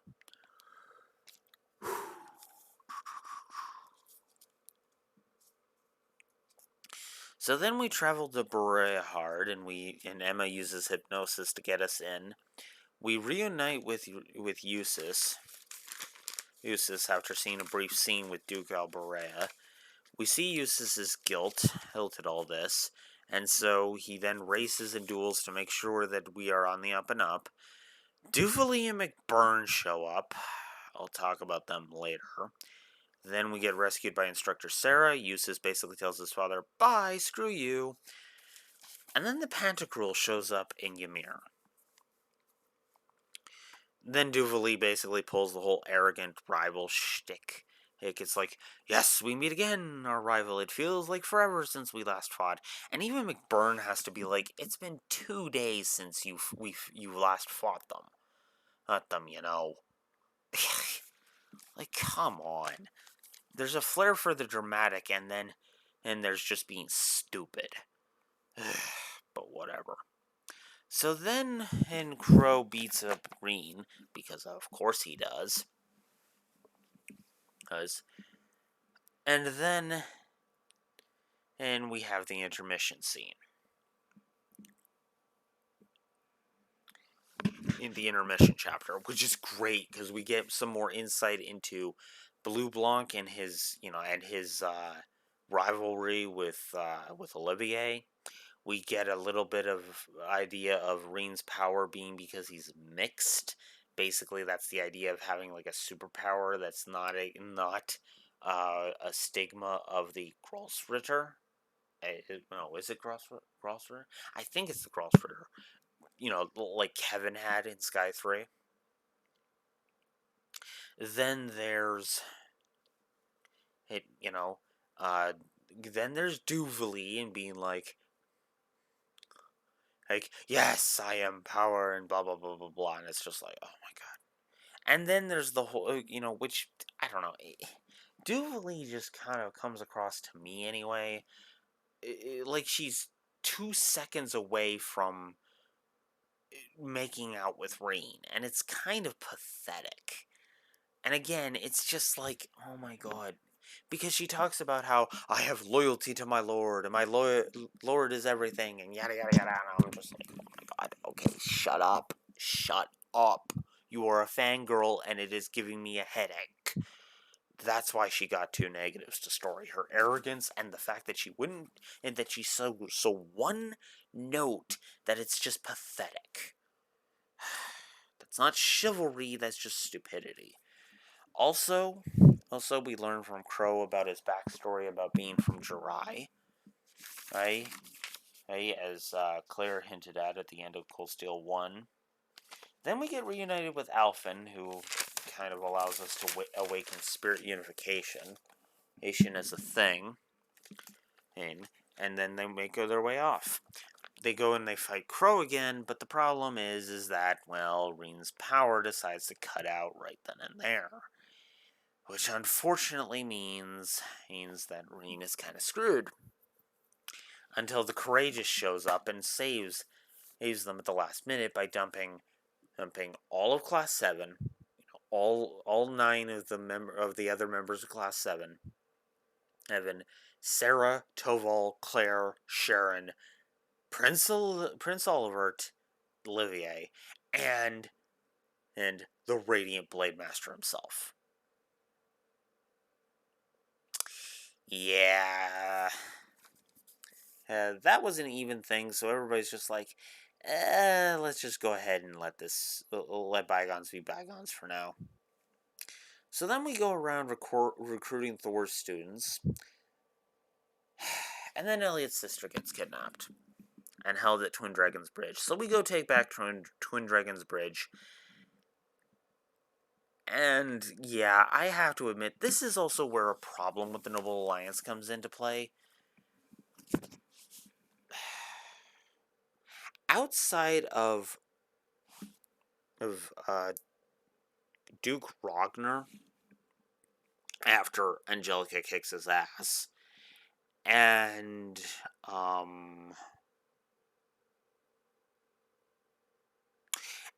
the Croizen province after we kick Duke Alparea's ass, the Noble Alliance is basically a bunch of stormtroopers. I mean, for fuck's sake, especially the captains. Because the captain who's holding Fiona hostage literally holds a sword to her throat and says, "You will all fuck off if you value this girl's life." And even if Eustace is there, he's just like, "I apologize, Lord Eustace, but I must ask that you close your eyes and shut your eyes to this." It's just like I would have loved if Reen or anyone, maybe even Eustace himself if he's there, would step forward and just be like, okay, you know what? Go ahead, cut the throat of my classmate's sister. See what fucking happens to you. Ooh. But I hope you treasure your final fucking moments of being alive if you do. Ooh. Because I will fucking kill you. Because I will not allow the crimes of the Croizen Provincial Army to continue any fucking further. Am I making myself clear? Now, obviously, Eustace wouldn't be cussing, gritting his teeth, and swearing that much. It would not be gritting his teeth, speaking with such such ferocious anger, or gritting his teeth so much, such as I just did. But I would like Eustace's equivalent of that. Go ahead. But I'll fucking cut you down if you do. And then have the guy be like, you wouldn't do that, Lord Eustace. And just have Eustace saying that nonchalant tone of his, who folds his arms, just saying that nonchalant tone of his, while his eyes are closed, ironically. Try me. No, seriously. Try me.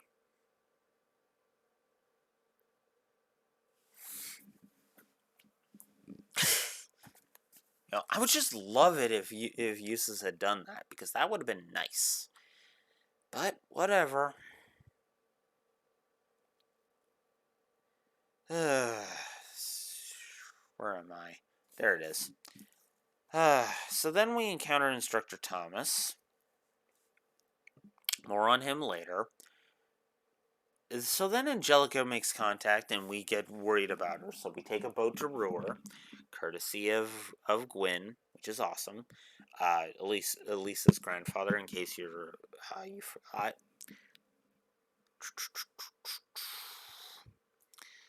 So then Angelica's uncle, we find out about Angelica's uncle. Then we discover Angelica, We go to the Eisengraf to go rescue Arena. Sharon was waiting for her chance to do so, and we just kind of gave her the opportunity, which is fucking hilarious. There's a reason I gave 2 pluses to humor for this game. Also, then we go deal with Heidel, and I just gotta be honest with you. I love Arena's cathartic beatdown of Heidel.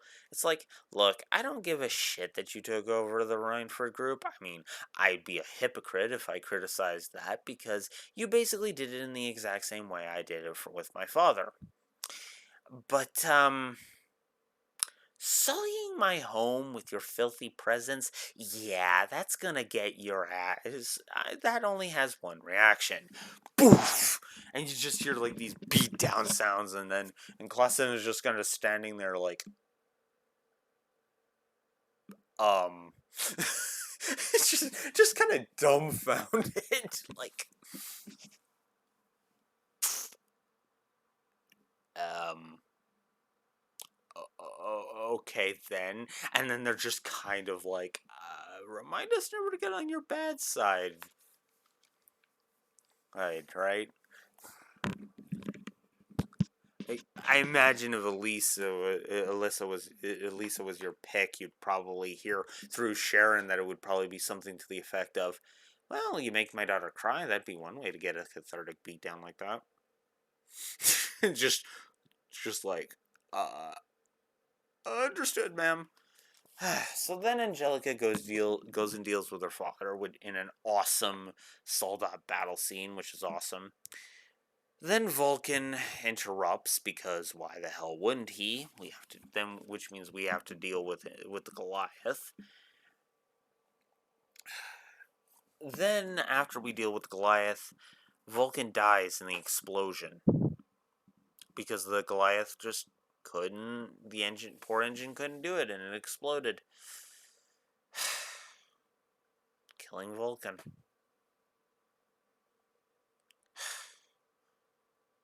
What a bad way to go. Poor bastard. Poor, awesomely voiced bastard.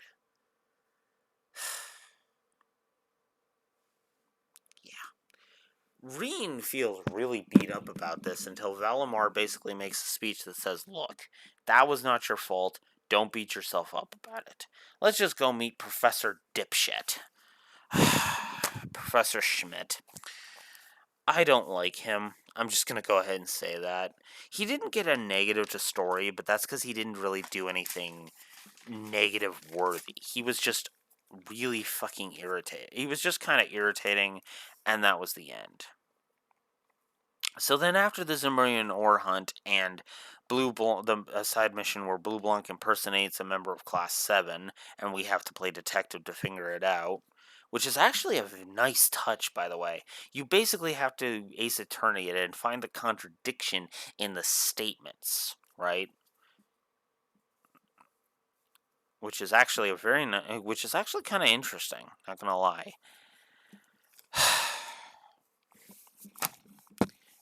And then Duke Alberea orders the burning of Keldic. As much as I hate Duke Alberea for this got a story plus because I'm supposed to hate Duke Alberea for this. It is very clearly slanted to where you just want to, the player is basically going through the burnt Celtic and just seething with rage.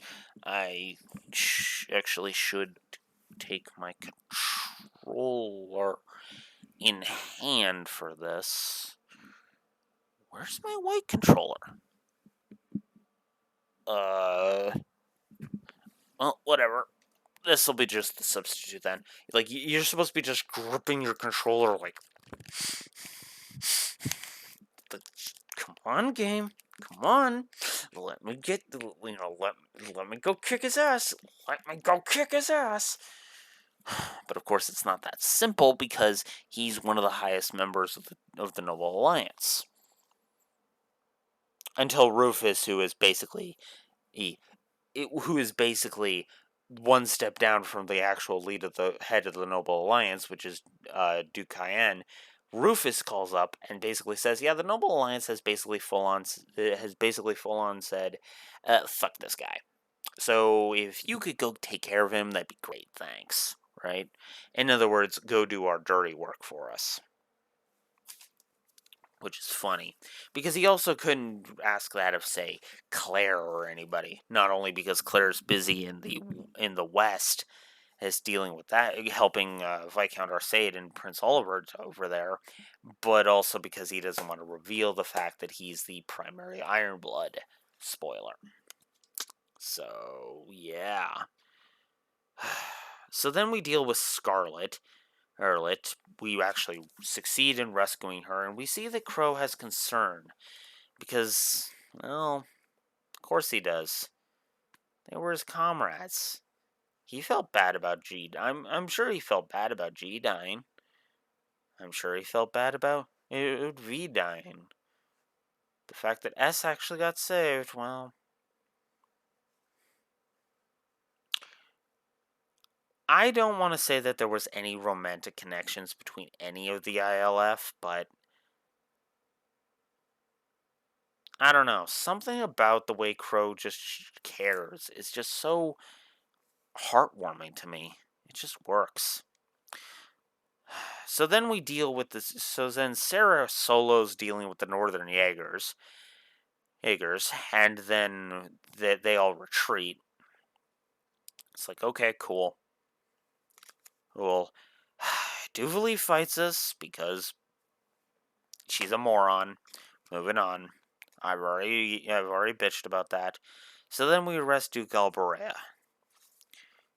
which leads us to the Berea Heart scenes. Now, any bonding event you view in Berea Hard actually unlocks the ability to go and view the final bonding event after the liberation of Trista. So, yeah, that's actually why everyone is available in there, even though you can only do, I think it's, 7 total? Which is just ouch. It's like 5 to 7 of them, and it's like just like, oh my god, that's ouch. By the way, that's the only way to unlock the ability to go and do go have the final class 7 dorm scene in with Princess Alphen, by the way. Yeah.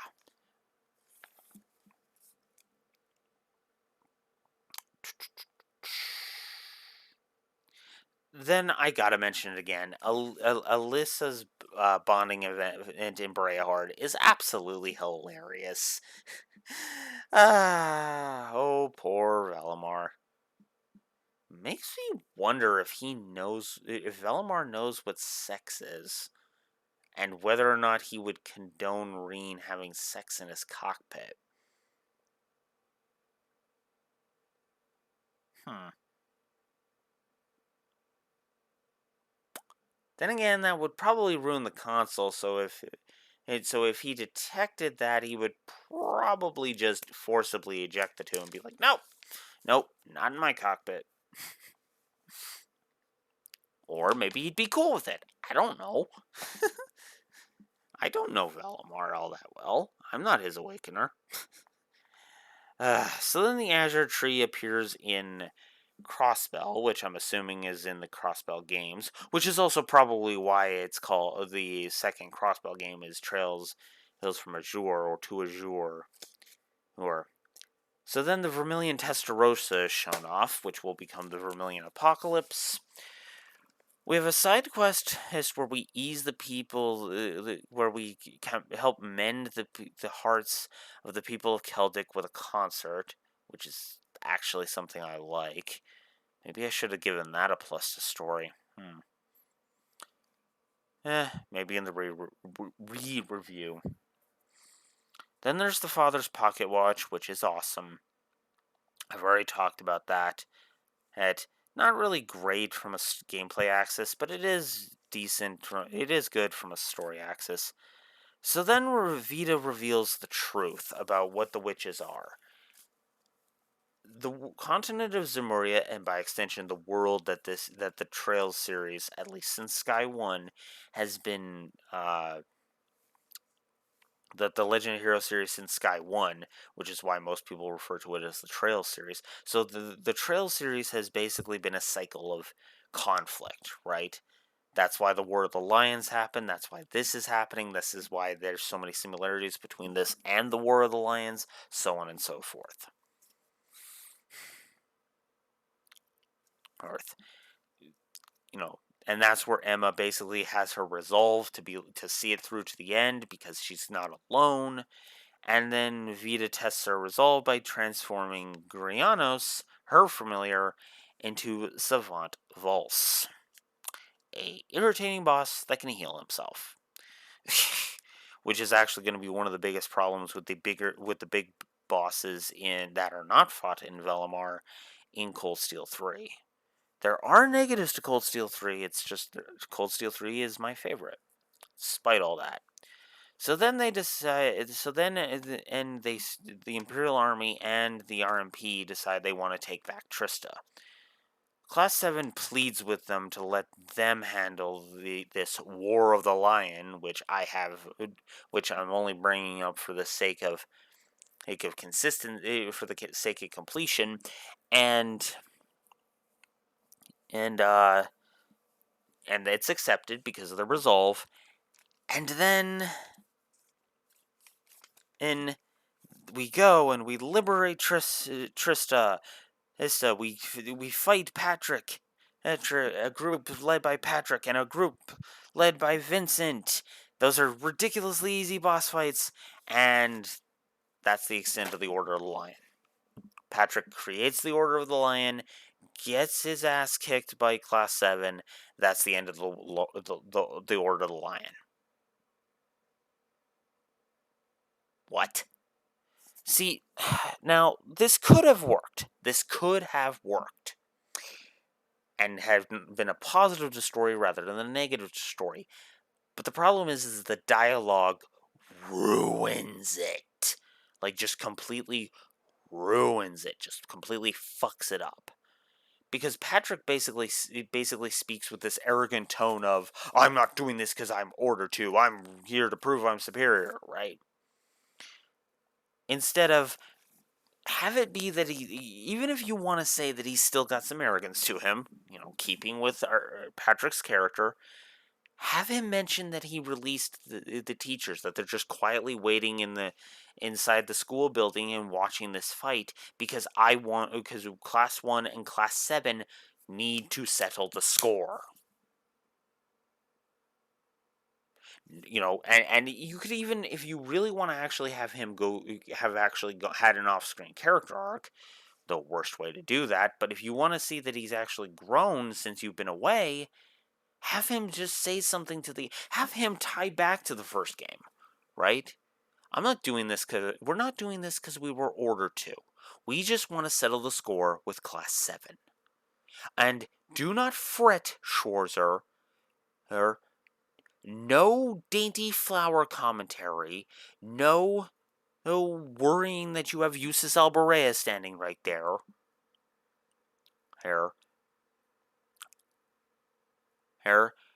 Just your class versus our class is head to head.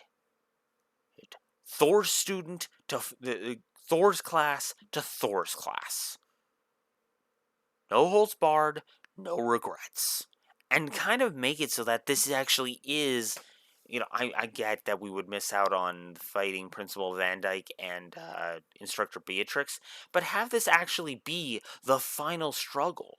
Have it be something that he will not give up on his rivalry, or that he does. In fact, I would have loved it if not only was that the end of the Order of the Lion, but have Patrick reveal that the Order of the Lion's been a thing since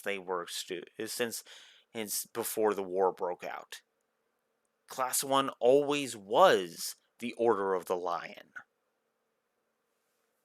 It actually would have worked brilliantly in that regard.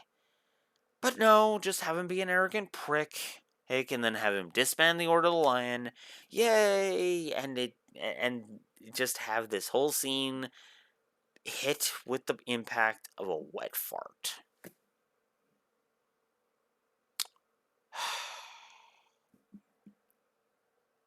Cue the disappointed meme, and move on.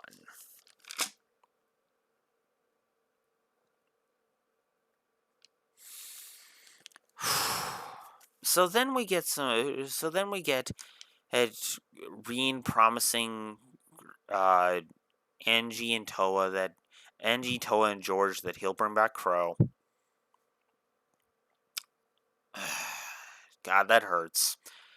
Then we learned from Valimar that Dracos was the Ashen Awakener, and then Valimar gives a pep talk of, "Don't worry about living up to Emperor Dracos' example. Just be you.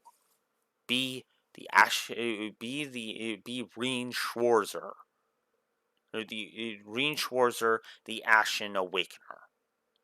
Don't try to be Emperor Dracos too. Don't try to be Dracos. Just be Reen." And I like that. I really do.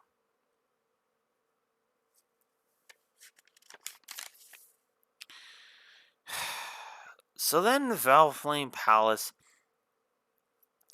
So then we go to the Imperial Villa to go rescue the royal family. Milliam and Altina's sister dialogue. Of course I brought Milliam to this fight. Why wouldn't I? So we rescue Elise and the royal family. Elise is on the courageous. This is the only other reason to have Elise captured by the Noble Alliance, by the way, is so you can have this humorous bit. Although you literally could have fixed it by just saying, "Why is Elise still on the courageous?" When Valflame Palace becomes the Infernal Castle. So then we go through the Infernal Palace, and this is another bring certain party members for bonus scenes. Zeno and Leo, or actually, I think it's Duvaleaf. Did I write down Duvaleaf? Hit the Duvali one? No, I didn't. So yeah, no. So Duvali and Blue Blanc, I don't care. Hear about them. Then fees resolve between Zeno and Leo, which they then drop a bombshell that they're trying to resurrect the Jaeger King?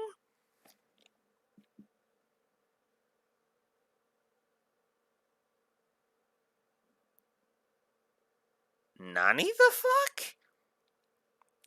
I mean, considering the Azure Siegfried, true, but you consider Gold Steel 3, true, but no, seriously, Nani the fuck? Which is funny because they kind of do that with Osborne in a way, don't they? Huh. I mean, we'll see how that plays out in future games, but meh.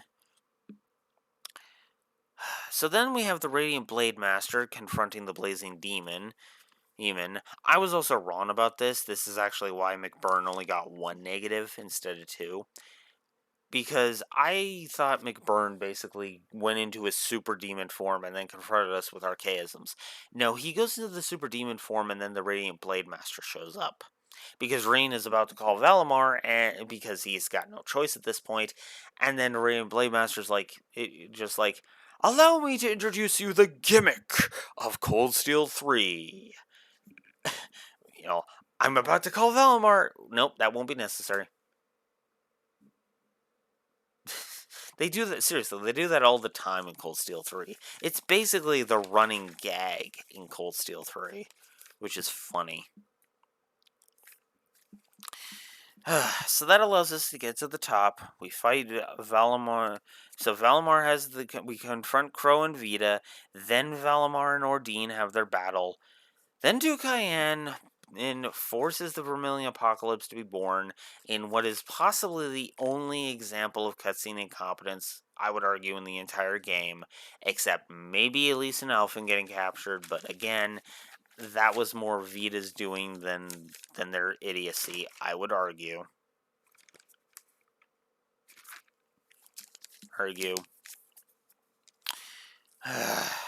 So then we fight the Vermilion Apocalypse. We get the Enlightened Domination, which is the final move. And then Crow dies.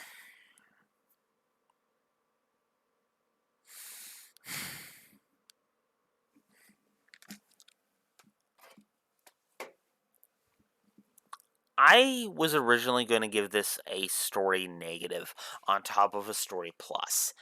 I decided to remove the negative. Now, if you're wondering why, well, let's just say I am doing the negative on the New Game Plus thing and because I still don't think, a character-defining scene like that should be hidden behind New Game Plus, so I can actually justify it. But I can't justify giving Crow's death a negative because, well, the entirety of my problem with it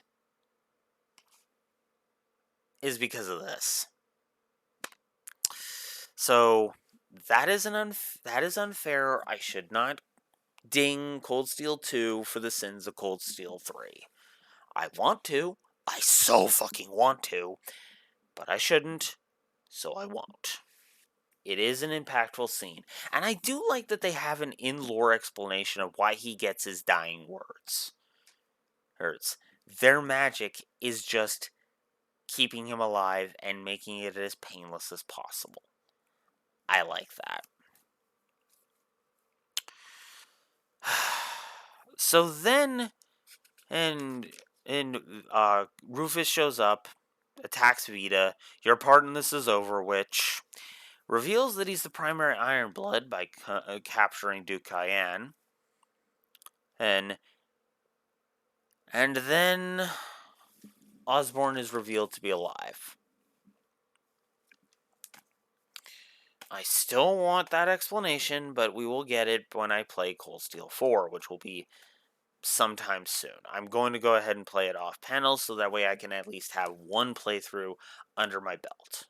And especially if the New Game Plus works out how the New Game Plus of Cold Steel 3 works, that's going to be great because I'm going to get all of the bonuses because for Cold Steel 3 they dropped all of the point system with the New Game Plus of this, so that's cool. So yeah, then we get the reveal, which I gave a story negative for. The I am your father scene. No build-up, it's not a great twist. It literally just feels like, yes, you are my son, now be my Ashen Chevalier. I really don't like that scene. Moving on. So then we have the awesome divestment chapter where we get to play as Lloyd and Risha. Yeah, the model that Vice Principal Heinrich was pining over during that side quest in Cold Steel 1. Awesome. Which is awesome because she's an awesome badass swordswoman.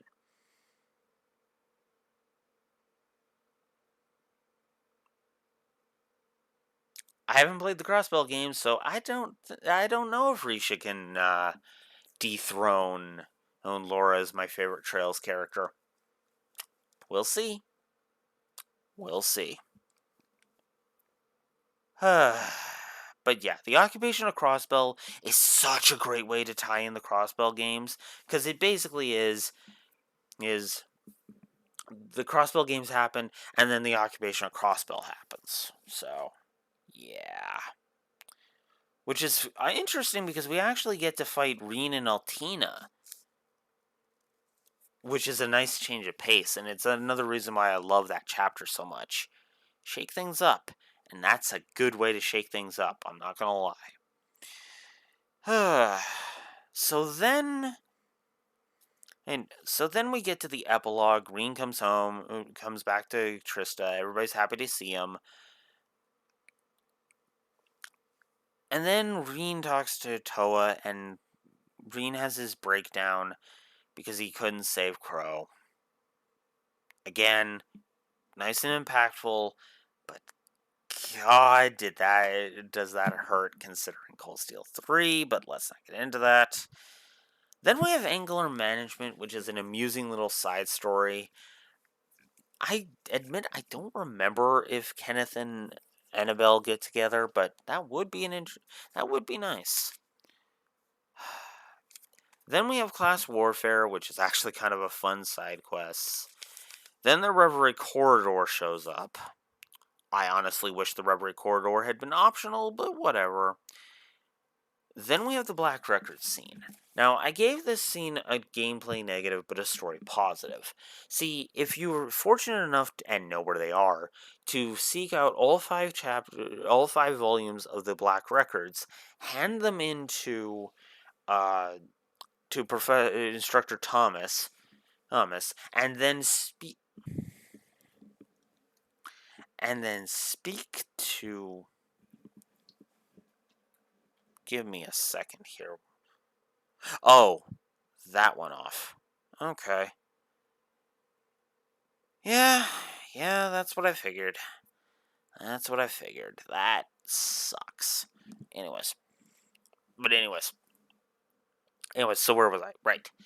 So if you manage to get all 5 volumes of the Black Records, hand them into Instructor Thomas before you retake Trista, then speak to him in the epilogue, which gives you a decoder thing, and then use the decoder thing on that day in order to read all of the Black Records.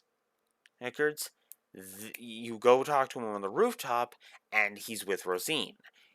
Then you go ahead and then he reveals that he's part of the Grolsritter. In other words, yeah, it's Grolsritter, Eisenritter, and it's Grolsritter, Eisenritter, Stahlritter. Grolsritter is the church faction. So Kevin's faction, that he's a member of Kevin's faction, that he's a part of the Dominion of the Sacraments. This was such a cool reveal. I loved it.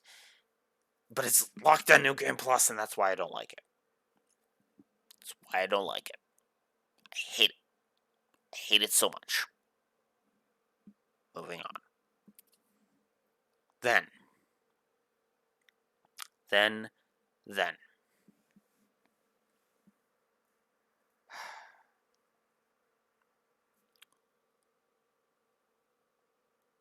So, it's revealed, and they basically say that, yeah, we have nothing to do with the Reverie Corridor, or that's not our jurisdiction, which just makes that even more pointless. And they're basically saying, we want you to kind of consider being our ally. You don't have to join up now. We just say that, if you find any more Black Records, we'd appreciate if you sent them our way. And I do like that because because Instructor Thomas does want us thinking about our place in the world, which is very nice. So then we have the shitty final dungeon. I've already bitched about it enough. I guess I didn't explain why I hate the final boss. So on stream, the final boss basically cemented his gameplay negative by using his instant kill move on me 4 times in a row. It literally went charging instant kill, use immediately, charge instant kill, use. The game cheated. I was doing fine, and then the game just pulled the plug and said, nope, you don't get to win. Fuck you. What? That is so fucking stupid, and I hate it so goddamn much. Ugh. Never mind the pointlessness of it. I know some people love that whole final scene. I can't stand that final scene. It just feels tepid. Again, I know I shouldn't be bitching because most of my problems stem from the fact that this exists. But come on. Well, I should say because it stems from these existing, but that's beside the point.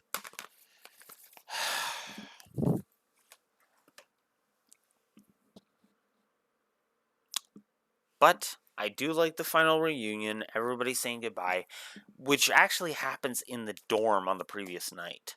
I love all of those final scenes, and I love all of them to get a hint of what they'll be doing over the course of the next year, which is just so nice. So awesome.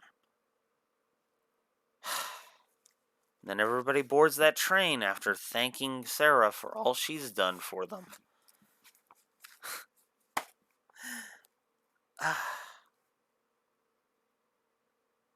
Then they board the train.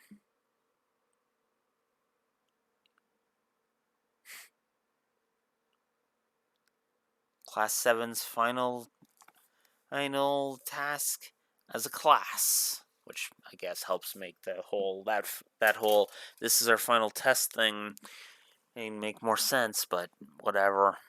They get on that train, except for Reen. They go their separate ways.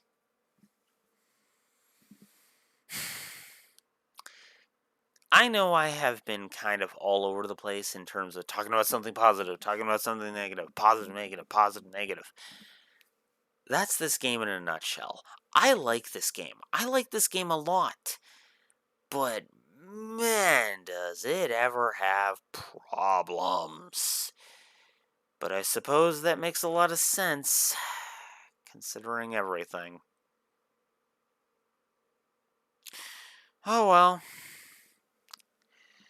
I suppose them's the breaks. Thanks. Regardless, that's all I have. Cold Steel 2, ladies and gentlemen. A very good but a very flawed game. I cannot call it a flawed masterpiece because I do not think this is a masterpiece with a bunch of flaws. I think this is just a good game mired by some really, really shitty things.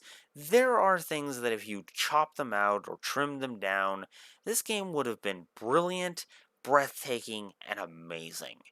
As it sits,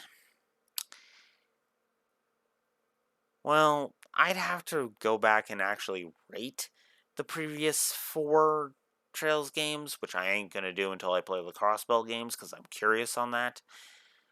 But, well, we'll see if it holds true when I replay the Sky games in preparation for the Crossbell games. Regardless, that's it for me. I am going to go ahead and chop this off. This has been Blue Wolf Alex of the Lore Walkers, and I'm signing out. Have a good one, guys.